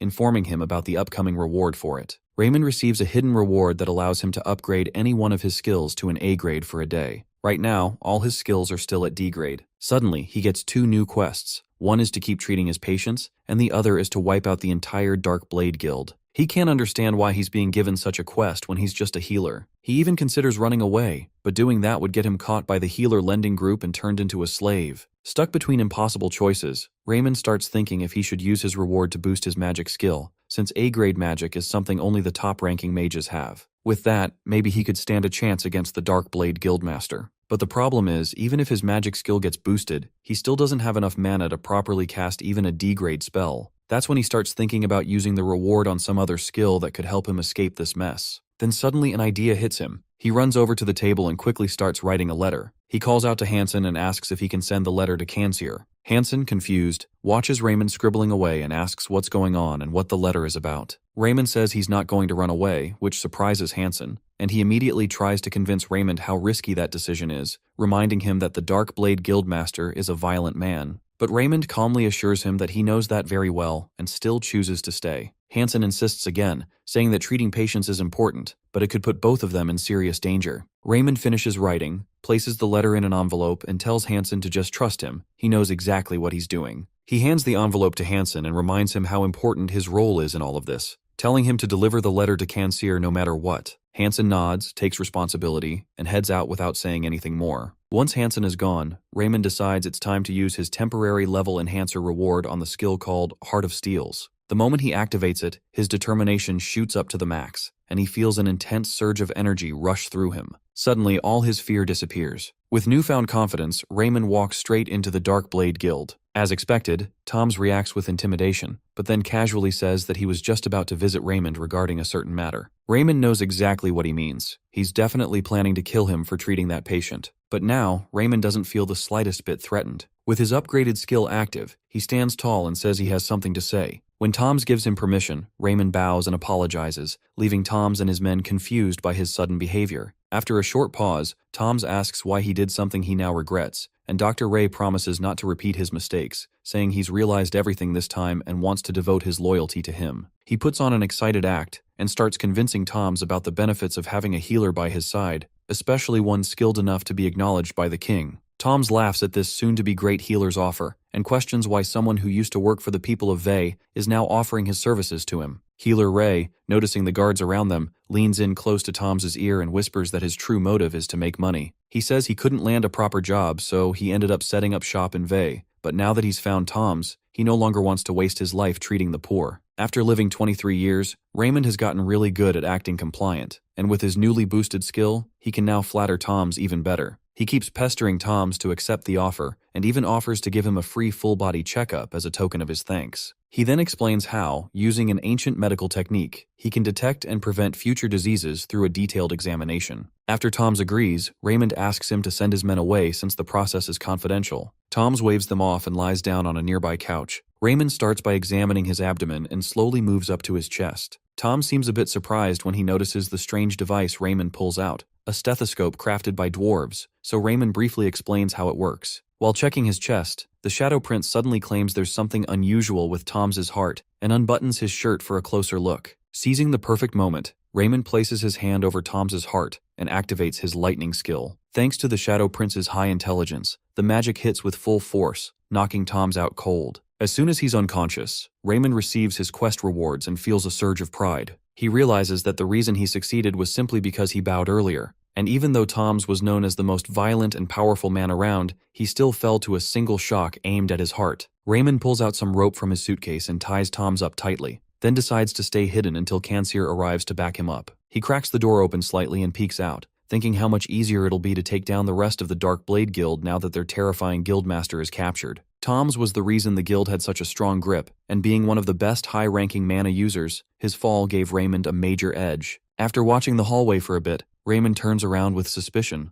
wondering if there's a hidden safe nearby. He figures the feeling might be a result of his Heart of Steel being upgraded to A grade. Digging through Tom's coat, he finds a ring of keys and begins searching the room for a vault or hidden stash. After a bit of rummaging, he finally discovers a small chest tucked away, and a wide smile spreads across his face as excitement fills him. He feels relieved knowing he no longer has to fear the demon healer lenders, but when he opens the chest, he's completely thrown off by the sight of papers instead of money. Confused, he starts reading through them and slowly realizes they're secret records of every crime Toms has committed and every bribe he has taken from the nobles. As he keeps flipping through the documents, Tom suddenly wakes up and glares at him, demanding to know how he dared to fool him. Still tied up, Toms can't move but seethes with rage. Dr. Ray, annoyed that Toms is already conscious, typical knight behavior, tells him to stay down and even threatens him, feeling no fear thanks to his A-graded skill and the ropes keeping Toms restrained. But to his shock, Tom suddenly channels mana into his hands and slices through the ropes using mana blades, freeing himself with ease and leaving Raymond frozen in disbelief. Toms rises from the couch and starts walking toward him with fury in his eyes. Dr. Ray, scrambling for words, awkwardly lies that the ropes were part of a special medical exam, but Toms yells at him to shut up because he's about to kill him. In a panic, Raymond pulls up his stats bar, hoping for a miracle, and notices he has some unused points from leveling up.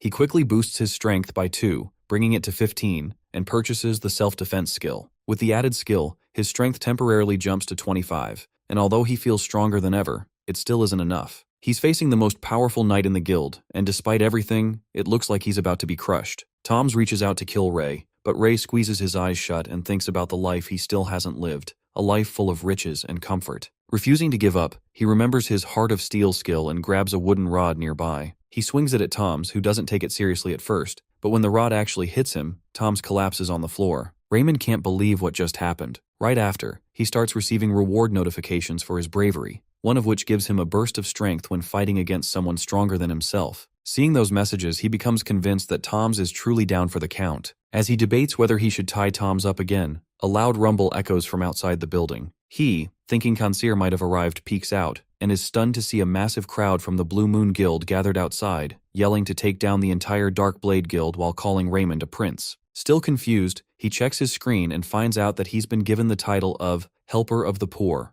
Meanwhile, an hour earlier, Hansen had second thoughts about just handing over the letter to Kanseer and leaving Raymond alone in danger. Realizing that Dr. Ray had done so much for the people of Vey, Hansen decides not to turn a blind eye and instead shouts to everyone nearby, telling them that Dr. Ray went off to fight the Dark Blade Guild alone for their sake. As word spreads, the people become worried for Raymond's safety, and that's how they all ended up coming together to support and save him. Hansen stands silently, watching everything unfold and asking what just happened, while the people around him reassure him that they managed to save Raymond. Inside the vault, Ray gets a little too curious and ends up injuring himself by accident. Despite the pain, he hears the worried voices of the crowd outside and quickly calls out to reassure them, letting everyone know that Toms is now under his control. This news stuns everyone, including Hansen, who can't believe Raymond has already completed such a tough mission. Raymond notices how calm and relieved everyone has become, and as he holds the unconscious Toms in his arms, he hears someone outside the window yelling his name in praise. The voice commends his bravery, and soon more people join in, cheering loudly and celebrating his strength and courage. Raymond looks out the window, trying to say something, but the crowd thinks he is waving and bursts into even louder cheers, shouting for their savior, Prince Raymond. In the middle of all the excitement, a few people quietly wonder if it's even okay to call him Prince because of where he comes from,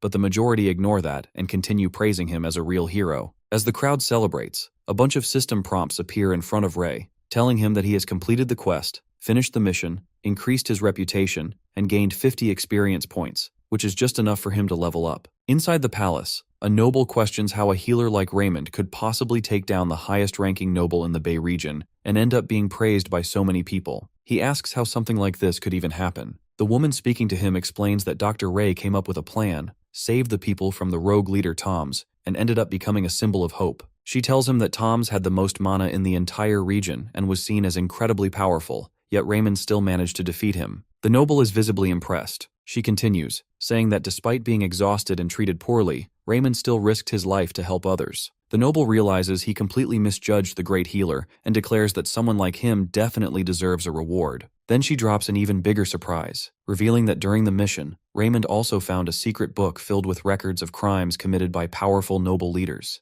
The noble's eyes go wide as she explains that the book includes names of those who worked with the Dark Guild and others who took bribes to commit horrible acts. He nervously asks if she's sure, and she confirms it, adding that even the names of Bay Region's own administrators are in the book. Alarmed, he warns that if this information spreads, it could bring down the entire political system. Meanwhile, down in the palace's underground prison, Tom sits alone, full of regret, cursing himself for being taken down by a healer. He vows that next time he won't let Raymond off so easily. As he stews in frustration, 3 armored men enter his cell. At first, Tom smirks, thinking they're nobles coming to rescue him, but his face quickly changes when he realizes they're palace guards getting ready to interrogate him. Panicked, Toms warns that if any nobles find out about this, there will be serious consequences, but one of the guards calmly tells him that all the nobles have already been arrested and are currently being interrogated. Under intense torture, Toms eventually breaks and confesses everything about his involvement with the Dark Guild and the crimes committed by the noble leaders. As a result, the Dark Guild is officially dismantled. Raymond becomes known as the savior of the slums, and his level and influence in the Bay region skyrocket. He reflects on how far he's come, now regarded as a true hero by the people. Later, Hansen finds him and offers a homemade beef dish, expressing admiration for how the Shadow Prince has risked his life day and night to protect others. Raymond jokes,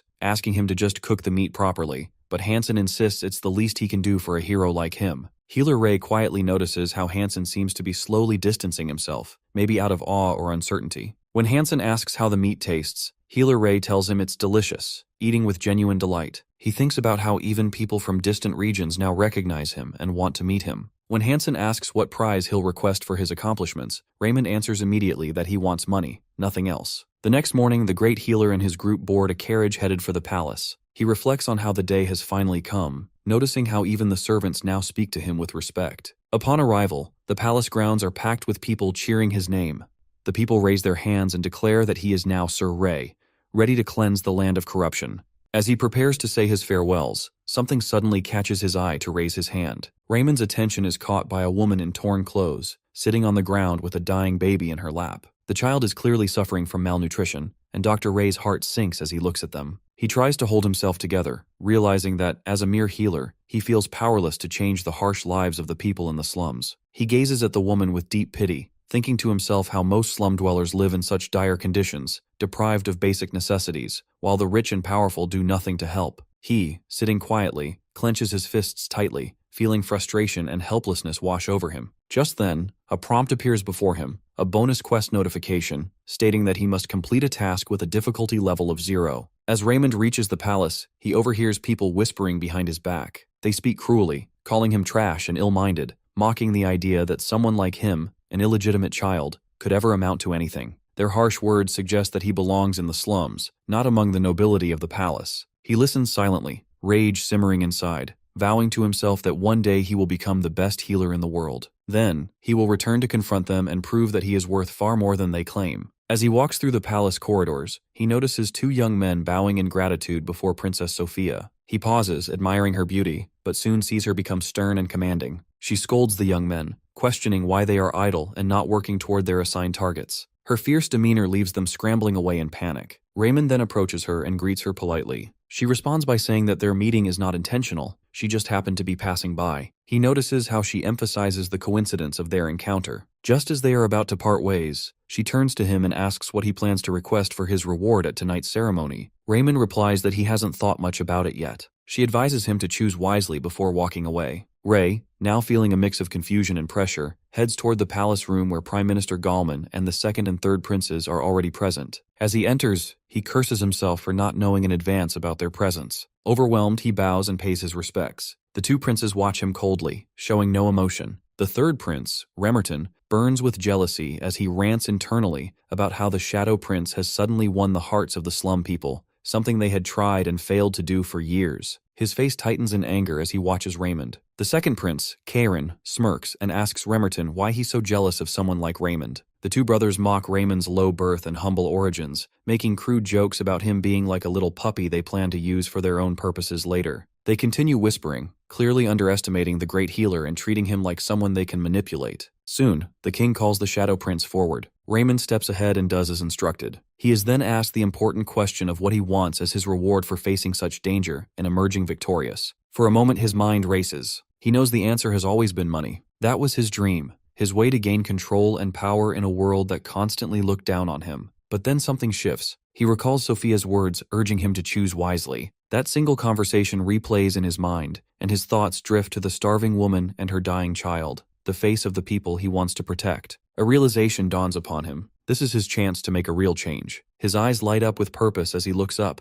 ready to ask not just for himself, but for something much bigger, a chance to change the fate of the slums forever. Just as Raymond is about to ask for his prize, his thoughts drift back to the slums, the filth, the suffering, and the helplessness he sees every day. He regrets how powerless he has felt for so long. Looking at the king, he steels himself and says what he desires. At that moment, a prompt appears in front of him, stating he have gained the achievement of a good doctor. Doctors treat patients, but good doctors change the world for their patients. He reflects on how someone like him could ever be considered a great doctor. He hesitates, but finally requests funds, not for himself, but from the Dark Guild's confiscated treasury, to be used for the betterment of the Bay region, solely for the people. The king looks at him with a puzzled expression, letting out a slight sigh. The 2 princes smirk, whispering among themselves that they had expected nothing better from someone of such low birth. Of course he would ask for money. Raymond looks at his hands, clenches them, and thinks again. He then clarifies that he does not seek the money for himself, but for the people of the Bay. He has it all planned. He intends to change the fate of the people and rebuild his own life in the process. He knows those outside the slums will never understand, but those within will. Building a reputation is the best way to market anyone,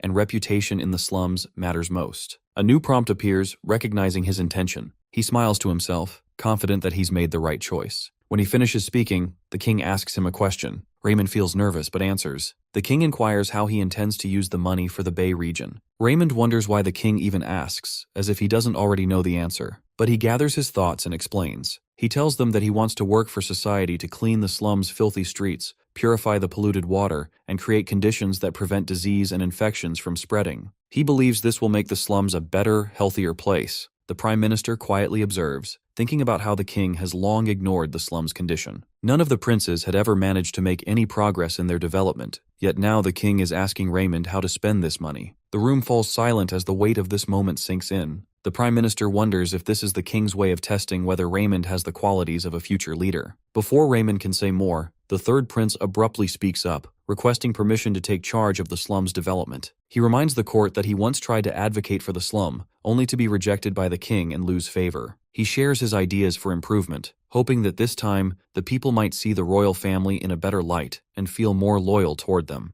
The two elder princes whisper to each other, clearly displeased. Just then, the king turns back to the Shadow Prince and asks him for more ideas. The palace audience murmurs, questioning how a mere commoner could help the Bay region when even noble geniuses have failed. Raymond steps forward and talks about environmental improvements. The king looks disappointed, which makes Raymond second-guess himself. He wonders if the king expects something different. Holding his ground, he elaborates that true improvement isn't just about cleaning filth. They need cleaner roads that attract traders and boost business. The slums can become a functional, developed area like any other city. The Prime Minister challenges him, asking how the Shadow Prince can be so certain that business will grow. Raymond responds that while the current conditions aren't ideal, the solution lies in building a shortcut that connects the slums to other major trade routes. If they secure it properly, merchants will use the shortcut, increasing traffic and trade. He explains that the Langtram, which is currently a hub for illegal activity, could be transformed. With help from the crown, it could be cleaned up and rebranded. Nobles seek entertainment, and with proper reforms, the slum could become a social and commercial hotspot. Not only would it host visitors at night, but it could also become a space for families and traders alike. As Raymond finishes, the Prime Minister reflects on how this would improve commerce and create a powerful trademark for the region's economy. He believes the king will appreciate such a forward-thinking response. The king nods and asks Raymond to discuss these suggestions with the other administrators. Raymond was taken aback by the king's immediate action on his suggestion.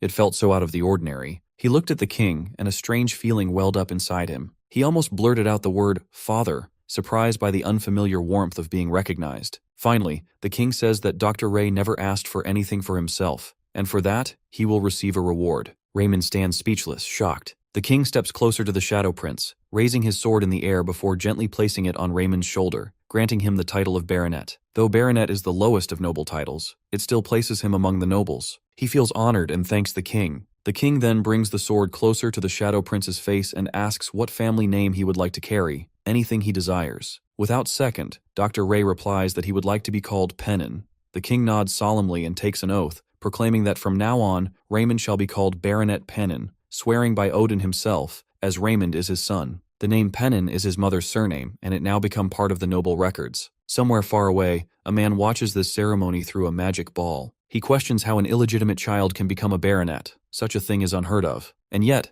as the son of Odin, Raymond not only receives noble status but is also given an evaluation of a higher rank. The man is stunned by Raymond's levels and achievements, left speechless by the results he sees. His expression turns dark. He reconsiders his plans, thinking to himself that Dr. Ray is more than just a skilled fighter. He's becoming a symbol. The man instructs his companions to handle any clues that may have been left behind. Their sinister plan is just beginning. The hints lie in the innocents who were killed, their silence hiding secrets. One of the men replies with a sly smile, saying that the traces are long gone. He lifts a wine glass and, with hatred dripping from every word, complains about how irritating Raymond's eye color is. Emerald green, the symbol of the royal family. That color haunts him. Meanwhile, in the slums, people cheer and praise Raymond. They say that not even the heavens could have produced a man like him. He's like an angel, saving lives and transforming their fate. A prompt appears before Raymond. He has reached a bonus level. More people begin to know his name, and more voices start talking about him. His kindness moves people to tears. His reputation rises, his levels increase, and his titles begin to improve. He's becoming known as the savior of the slums. Raymond smiles, filled with happiness. He turns to Hansen and asks who he is himself. Hansen smiles back and replies that he is a Baronet Pennon. Raymond asks him again, savoring the sound of it. Hansen repeats with pride,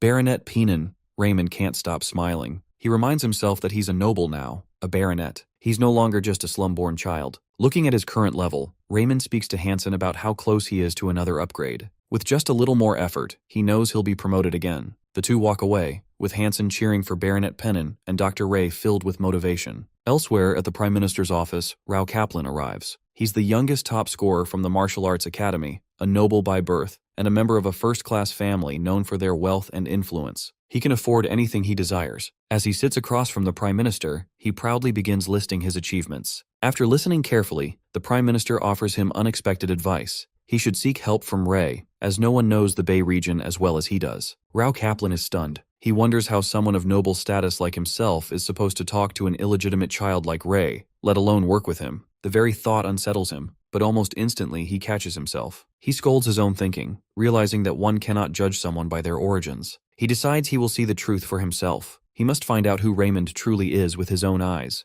not through the filter of bloodlines or status. He reaches the Bay region in a carriage, observing the atmosphere with his eyes. He remembers how demonic the image of the Bay used to be in the public's mind. He thinks to himself, noting how much the atmosphere has changed, it's not as gloomy as it was before. The carriage rider looks at him, turns his head, and thanks him, calling him Prince. Rao, grinning with attitude, asks, "What prince?" The rider quickly apologizes for calling him that, and then tells him about Ray, the prince, the savior of the slums. Rao thinks to himself, how can a person like him change so much? The rider starts telling him about all the times Raymond has saved them from danger, giving the slums a new life. Rao's face becomes gloomy, clearly tense. He angrily stops the carriage and steps onto the road. The carriage driver keeps talking about Raymond's greatness, but Rao can't bear it anymore. He looks around the place with fierce eyes, reminding himself of all the times people praised Ray, how good of a person he is, how he saved so many lives, and the goodness he brought to the Republic of Slums. Rao thinks to himself that this much praise can't be real. No one can be that good. The driver keeps going on and on about the prince, and Rao is so sure this isn't the real face of Ray. He must be pretending. Rao is confused, and if Raymond is truly that nice, he must be a saint. Rao goes to meet Ray, who is busy with his work. Confidently standing at the door, Rao introduces himself as the new administrator of the Bay region. Healer Ray, focused on his tasks, listens, but politely declines the invitation to talk, saying he's too busy. Meanwhile, Raymond thinks to himself that Rao looks suspicious, and probably came to pick a fight, something he has no interest in. He tries to act strong and unbothered by the Kaplans and Rao. Rao takes a seat while Raymond continues working. As he watches Ray, Rao thinks to himself that Dr. Ray seems pretty friendly, very different from other healers he's seen before. Then their eyes meet, and Rao is completely shocked. He thinks to himself that Dr. Ray must be pretending to be good. Surely he's evil on the inside. Is it the money he's after? Or the reputation? Or is he just creating a fake image? Raymond pauses, finishes his work, and smiles at the patient. He thinks to himself that the friendlier he is, the more his reputation will grow, and he'll earn a lot of money. As the administrator leaves, Raymond feels relieved he's gone. Afterward, Rao thinks to himself that Dr. Ray hasn't done anything wrong yet, so he can't charge him with anything. But he decides he'll keep a close eye on him. Sometime later, someone knocks rapidly at the door. Hansen rushes to answer and finds a man unconscious, needing urgent healing. Raymond is called. The man, a stranger, had suddenly passed out in the middle of nowhere. The soon-to-be great healer examines him and finds that he's in a coma. His brain completely shut down. He is no longer alive. The person who brought the unconscious man starts crying, confronting the Shadow Prince in desperation. Dr. Ray, feeling a strange sensation he hasn't experienced before, asks about the patient's last activities, trying to piece together what went wrong. Using his healing abilities, he discovers that there was internal bleeding in the person's head, which ultimately caused his death. 3 days later, Hansen rushes to the Shadow Prince with urgent news, telling him that someone else has died too. Hansen tells Raymond that the woman died in the same way the man in the alley did 3 days ago. Dr. Ray, confused, wonders how something could spread so easily through the blood cells, making all the blood platelets burst. He realizes this isn't just a disease, it's a virus spreading quickly. He worries about how the rumors will blow up once someone finds out. Meanwhile, panic rises in the slums as people talk about how the same thing has happened again,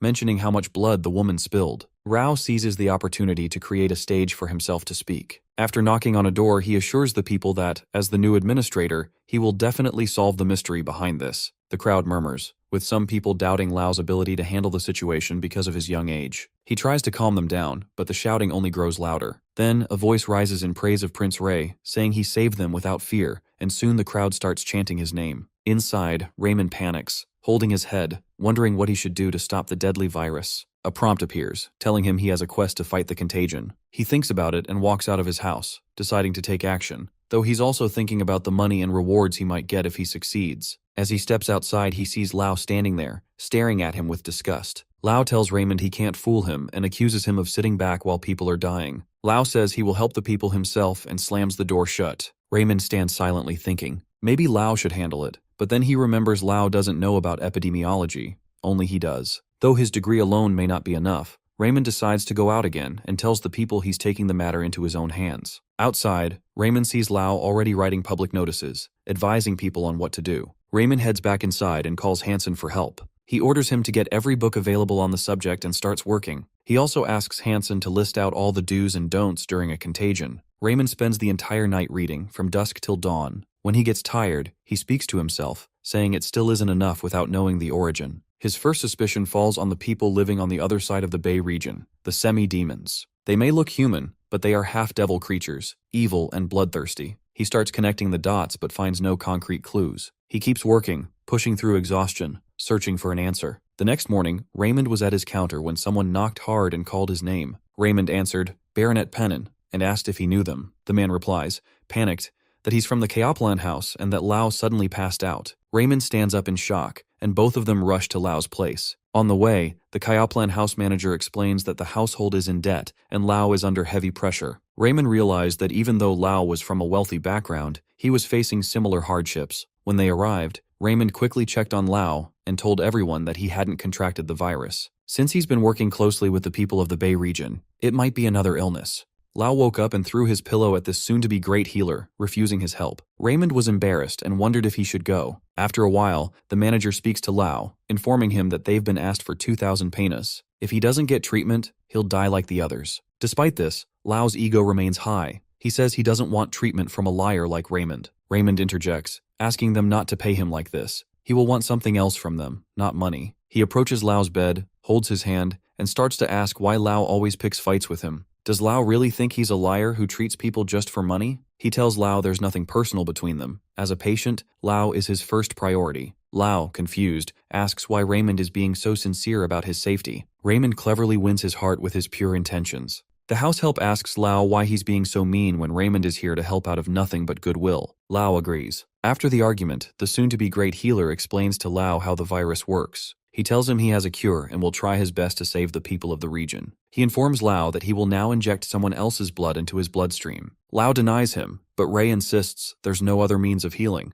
Raymond convinces him by saying he'll first inject the blood into his own body, and if nothing bad happens, then he'll use the cure on Lau. He adds that if it works, they owe him something valuable. He asks for the blood of a perfectly healthy human being, and the manager steps forward, offering his own blood with full dedication. The soon-to-be great healer explains how he's going to transfer the blood from one person to another, carefully dividing it into test tubes, testing it, and trying to kill the expired blood in their veins. He starts using his magic by buying magic points and leveling up his status. He looks at his hand, pushing himself as hard as he can. With each step, he unlocks more spells, his level rises, and his qualities improve. The prompts shift into mana, and now he becomes a mana holder. His mana holder pace increases, and he feels himself being enlightened by the study of mana. He activates his mana vein, not even sure what's happening to him, as his blood vessels throb with the buildup of mana, and his blood begins to change. His abilities and senses grow sharper. He tries to locate the mana vessel in his blood, feeling the tension building. He uses his mana points to understand how the mana ratio works and realizes it has increased. His body feels like it's overflowing with power. He uses his wind magic spell and thinks to himself that even the lowest level of drained mana could wipe out everything,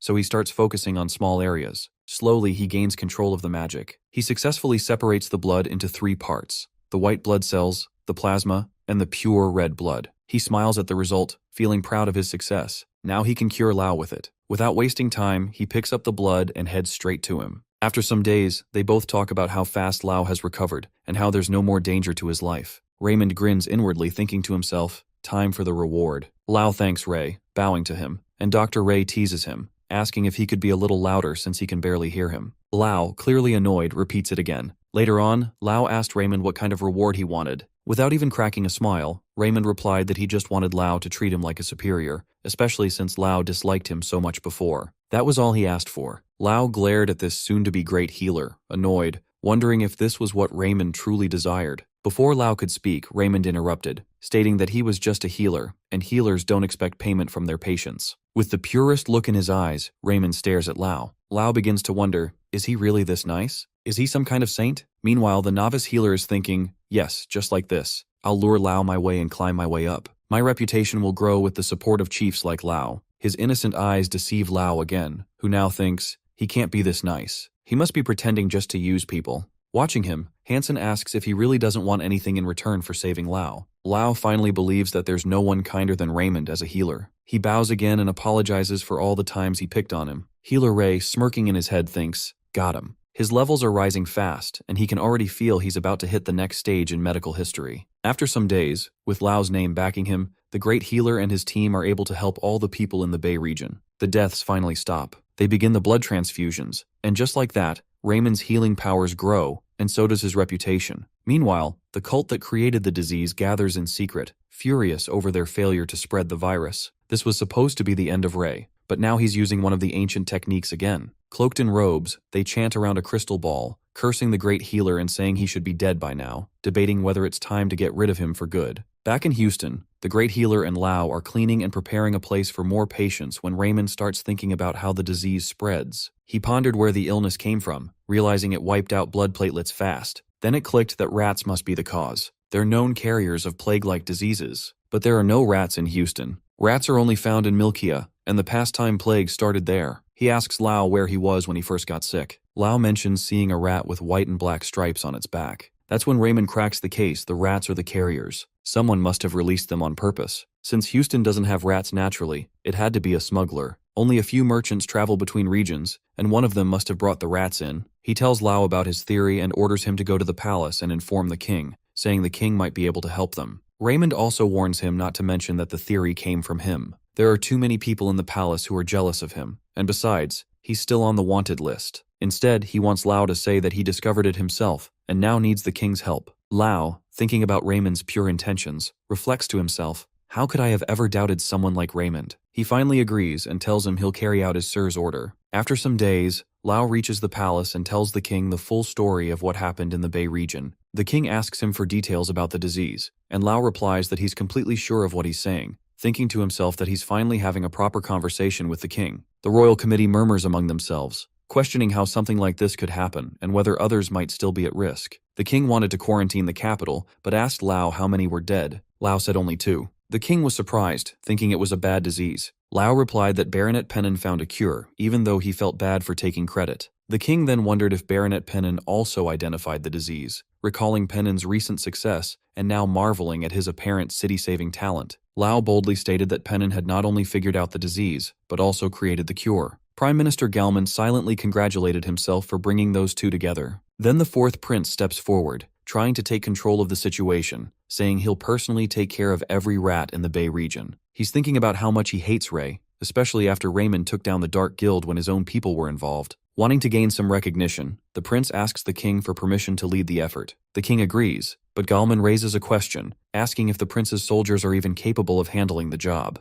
Soon enough, the soldiers prove useless. They fail to act quickly, and the 4th prince ends up yelling at them. The people of the Bay start complaining, saying the soldiers are doing nothing but damaging their property. They all notice how the soldiers have the tools to catch the rats, but still can't manage to catch a single one. Raymond thinks to himself that if the soldiers take any longer, the rat population will explode, and his clinic won't be able to handle the pressure. Worried, he heads to his kitchen and starts making a dish called pastime pie, which is basically cheese with the most disgusting smell imaginable, strong enough to lure rats in. He meticulously mixed the rat poison, then shifted his focus to making the bait taste irresistible to the rats. As he did this, his skills leveled up again. Now he could cook amazing food and enhance flavors expertly. He sighed, thinking he was always the one saving people. He quietly approached the 4th prince, who had a pot pie. Raymond noticed a rat and asked why Almond was there. Right then, the prince put the pie down, and a bunch of rats swarmed it and started eating. Raymond shoves him out of the way and quickly places another pie down. One by one, all the rats pour out into the open, right in front of the stunned soldiers. The people in the Bay region saw this as a miracle and cheered for their prince,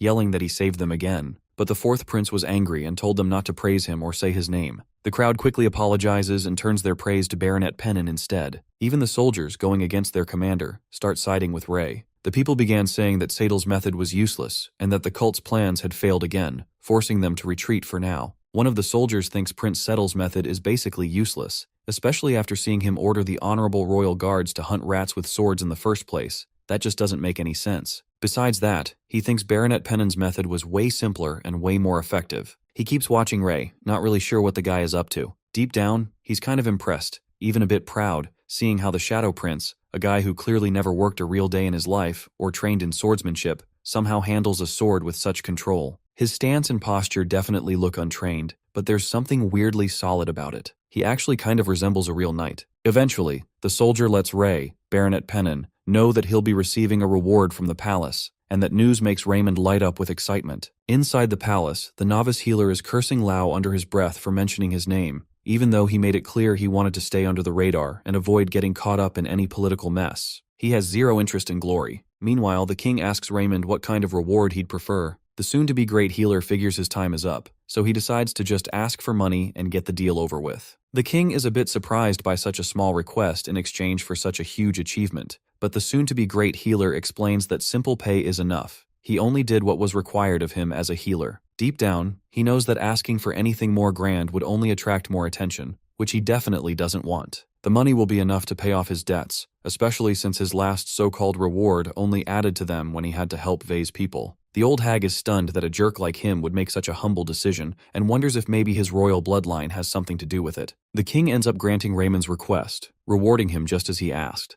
Garmin, watching all of this, sees Ray as a selfless healer who chose the simplest reward possible. But right then, Garmin steps in, telling the king that money isn't enough, and suggests they give Raymond the legendary Staff of Light. That definitely catches Raymond off guard, to think they'd actually give him something as high-ranking as the Staff of Light. The Staff of Light is a healing relic that dates back 100 years, once used by the great ex-healer Alex. It's not just a tool, it's a symbol of a healer's pride, something so grand it's usually passed down as a family heirloom. It's the kind of reward worthy of someone who stopped a deadly virus from overtaking the capital. The king fully agrees with the idea. Dr. Ray, on the other hand, has mixed feelings. With his terrible healing grade, he wonders if he even deserves it. Still, the king also awards him 10,000 pina, which makes Raymond happy. It's not enough to wipe out all his debts, but it's a good chunk that makes him feel a lot lighter. Right then, he checks his quest rewards and sees he's reached level 40. Just as he's processing all that, the king suddenly asks if he has anything more to discuss, which throws Raymond off a bit. Both the king and Garmin still don't understand how a virus from Mycalin almost managed to spread in Vei. Raymond realizes the king is thinking the exact same thing he is. Raymond decides it's time to lay everything out and step back from the mess, so he comes clean and admits he suspects someone intentionally spread the virus in the capital. He debunks Garmin's theory about the merchants being behind it and leaves the conspiracy stuff to the people in power while he focuses on making a fortune healing people. But then the king hits him with a sharp question, as if he already knows Raymond has a specific person in mind.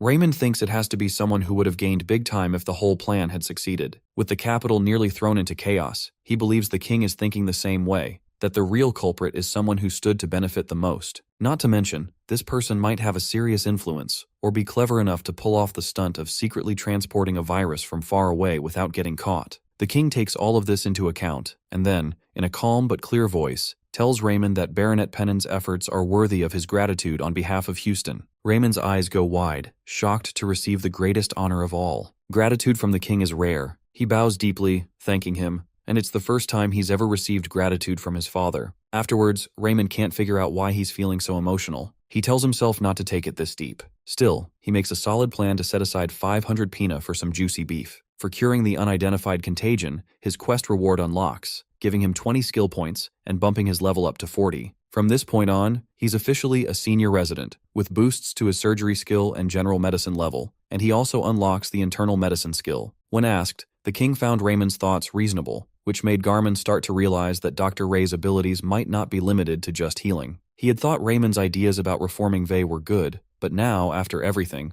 Garmin sees Ray as more knowledgeable than most decent bureaucrats. What surprises him more is the growing thought that maybe the king sees Ray highly too, not just as a subject, but as a son. When asked, Garmin replies that only one place has the vicious power to send a virus and cause chaos in the kingdom. Just thinking about it sends chills down his spine, and that's the kingdom of Droton, the hostile state of Houston. The war has been going on for 100 years now, which makes them the obvious suspect, especially after the assassination attempt on the king. The king decides to keep this intel restricted until there's more solid evidence. Meanwhile, at Maple Infirmary in Rim Quarter, rumors are spreading like wildfire about how the Shadow Prince managed to defeat the plague across the capital. No one can believe the same guy who spent 5 years messing around in Belland Infirmary is the one who pulled this off and even got awarded the Staff of Light. The big shots at Maple can't handle the fact that the legendary great healer Alex's staff is now in the hands of someone they call a bastard and a fake healer. What makes it worse is that Vey is right next to Maple, and their reputation is now on the line. Lady Christine is furious that their meetings are turning into slander-filled gossip sessions. Lady Christine DeLevin, daughter of one of Houston's 3 dukes, is one of Maple's top healers with her grade B+ healing. She's had enough of hearing nobodies putting Baronet Pennon's name above the table and walks out to go treat her patient. She doesn't care for sitting around with those whiny jerks, but her curiosity in medical sciences is real, and she plans to confront him for the sake of her patient. Over at Maple, the crowd of healers is having a hard time swallowing soon-to-be great healer's success, but with the king's approval backing him, there's not much they can do. However, Baron Canton, a grade C healer and the director of Maple Infirmary, sees a different angle. He believes that Dr. Ray's decertification might actually be the perfect tool to bring him down. With the time coming up for the compulsory education that every new healer has to go through, they're already scheming to make Raymond fail. In the minds of the Maple healers, they've seen how a grade C healer like Canton took the director's seat by playing political games, using his influence like a monopoly. Anyone who clashed with him conveniently disappeared from the Rim Quarter. Baron Canton enjoys the fear he brings and knows that if Ray keeps climbing the ladder of success, things could get bad for him. Now that Canton's been put in charge of this year's compulsory education, he plans to simply make Raymond fail, and honestly, everyone in the room seems to love the idea. At Ray's infirmary in Vey, Lau spots him receiving a notice for the compulsory education test meant for new healers. The guy really has no choice but to attend since everyone under grade B is required to take it. Hansen bursts in like a flash, warning Raymond not to go. He says he talked to someone from Maple Infirmary and found out they're scheming to make Ray fail. That's all Lau needs to hear to get fired up, already sure that Baron Canton is pulling the strings. But Raymond stays cool and confident, saying it's just a simple class and he's far from a beginner now. His calm attitude lifts both Lau and Hansen's spirits too. After all, the guy is a level 40 senior resident with 110 experience points, 225 skill points, and a mana of 7. Not to mention the lad's got a wide range of academic skills under his belt, including surgery at grade C, internal medicine at grade D, general medicine at grade B, beginner medicine at grade B, herbology at grade S, pathology at grade A, and alchemy at grade D. Leveling up to senior residency has boosted his growth rate in both knowledge and surgical skills, along with his academic progress. The surgeon's experience is a valuable perk that adds +3 every time he performs surgery. The more knowledge he gains, the more his stats rise. With his level of precision and experience, grade C and D healers don't stand a chance. That's why he's feeling confident about standing out among the lower grade healers. His win is almost guaranteed. The Shadow Prince makes it clear that he's aiming for the top score. Just then, his next quest loads up, and it's titled Acing the Mandatory Test.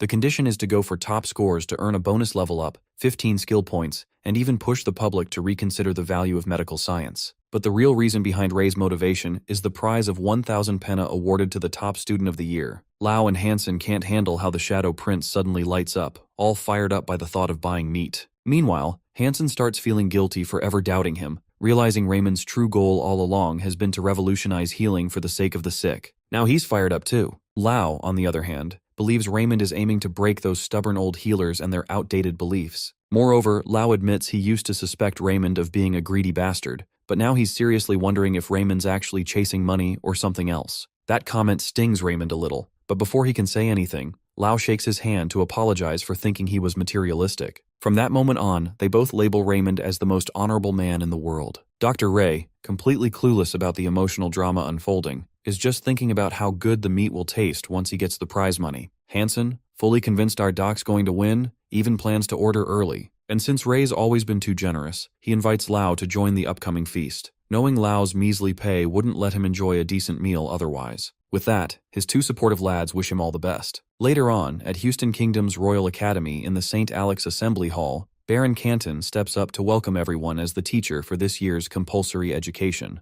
Standing before a crowd of excellent healers, Baron Canton can't wait to drag Raymond's name through the mud, pointing him out as the one person who doesn't belong. Whispers and rumors start flying, branding Raymond as some scandalous, fraudulent scum. Canton even jokes around with his buddies about there being a rat among them, clearly taking shots at Baron Pennon, also known as Raymond. Hansen's about to explode from rage at this crusty old man, but Ray, with his Steel of Heart skill, stays completely unfazed. The ridicule bounces off him like nothing, and he coolly activates his Facing the Boars skill. With a rush of confidence, he finally breaks the awkward silence, calmly telling Canton that it's fine, but it sounds like the man's just imagining things. The soon-to-be great healer explains that, as a fellow healer with a broad mindset, he can understand a lot of things, but he's genuinely surprised to see a man of Baron Canton's reputation caught up in delusions. He even expresses concern for Canton's health, suggesting it might be the early signs of dementia, and that one stings hard. Baron Canton quickly brushes it off and tells everyone to take their seats and enjoy the company. Then a blonde from Maple Linden offers Hansen a seat, but the bullies yank Linden back and sneer that seats are only for real healers, not dirty rats of witchcraft. Linden gets shamed in front of everyone, but Ray steps in and flashes his badge of honor, reminding them that a true healer shows respect in front of St. Alex's badge. Suddenly, Linden loudly congratulates Ray, drawing everyone's attention. Hansen wastes no time and calls out the jerks, saying they're the real rats here, slandering others instead of acting like proper healers. Baron Canton quickly shuts down the ruckus by announcing the rules for the first test. He emphasizes that healing power is the most important skill and makes up 50% of the total score. Anyone scoring under 60 must give up their license on the spot. He also makes it clear that a grade F means total failure. Canton clearly believes Ray must have pulled strings to get the king's support, but that won't help him here. If Ray can't pass the healing power test, failure is inevitable. Meanwhile, the great healer and Hansen are quietly trying to figure out their next move. That's when Ray speaks up and asks if there are any bonus points for healers whose healing grade went up. Hansen looks totally confused. Baron Canton can't hide his smug grin after hearing what he thinks is such a ridiculous question. Healing mana, after all, is something people are born with and can't change, no matter how hard they try.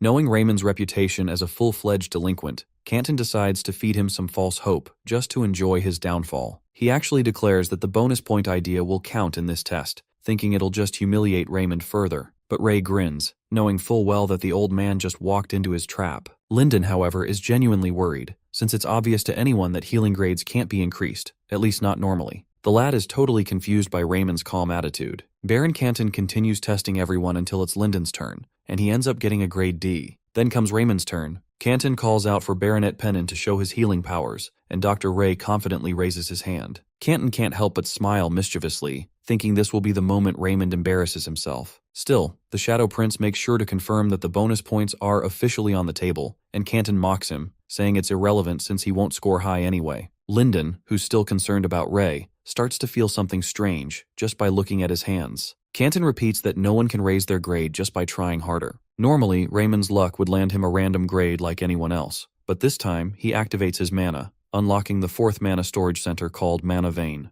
This triggers the Mana Flux skill, which transfers blood and energy into the upper chi center known as Mana Channel, the middle one called Mana Heart, and the lower one known as Mana Hole. It turns out he got this skill after awakening the Mana Vein, something no one expected. Because of this, Raymond can now use his mana for more than just casting spells. Thankfully, his mana stats have grown from 1 to 7.5. It might not sound like a huge leap, but even small, steady progress can make a big difference, just like how single drops of water can eventually soak the floor. So, by sending every bit of his mana into his mana channel, the flow of energy becomes impossible to ignore. The crowd is drawn to it, and Baron Canton is absolutely stunned when he sees Grade C healing powers. He's completely speechless. Meanwhile, the senior resident is bouncing with joy on the inside for getting Grade C. Of course, it's basically unheard of for someone to develop healing abilities like this, since it's supposed to be innate, coming from the upper chi centers. He obviously can't go around saying he has a 7.5 mana stat that lines up with Grade C, but flooding all his mana outward definitely gave off that impression. The Baron's mind is blown, witnessing what looks like a straight-up miracle. Dr. Ray, with a smug smile, casually credits his hard work caring for patients. Even though healing is usually seen as a talent you're born with, Baronet Pennon somehow managed to push beyond that and actually improve it. Linden was born a Grade D healer, which meant there were limits to how much he could help people, but he imagines breaking through those limitations. Later on, Ray, the Baronet Pennon, receives the highest score in the compulsory education at St. Alex Royal Academy. Because of his dedication to studying hard, he received the highest scores. Coming up are the writing exam, knowledge of the human body, treatment debates, and herbology, all subjects he had already mastered even before the medical science miracle happened to him. Raymond knows he's still lacking in pure healing power, so he puts in extra effort to make up for it. But when it comes to medical knowledge, no one even comes close. Plus, his intelligence stat recently shot up to 23, which helps him make better use of everything he's learned. Baron Canton is clearly not handling any of this well and can't hide the disgust on his face,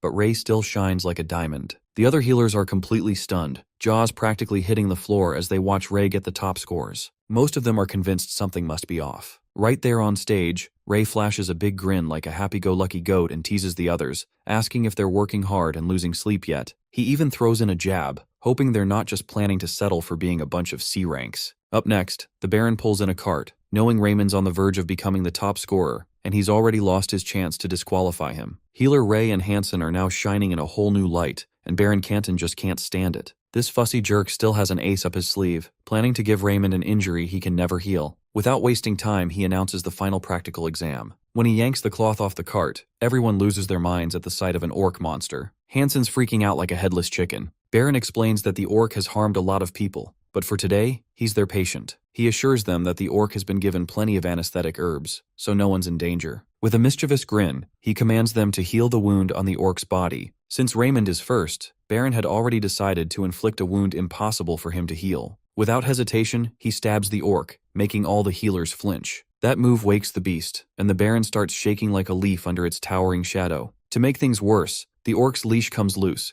and it's just about to go wild, swinging a punch that nearly smashes the Baron's face in.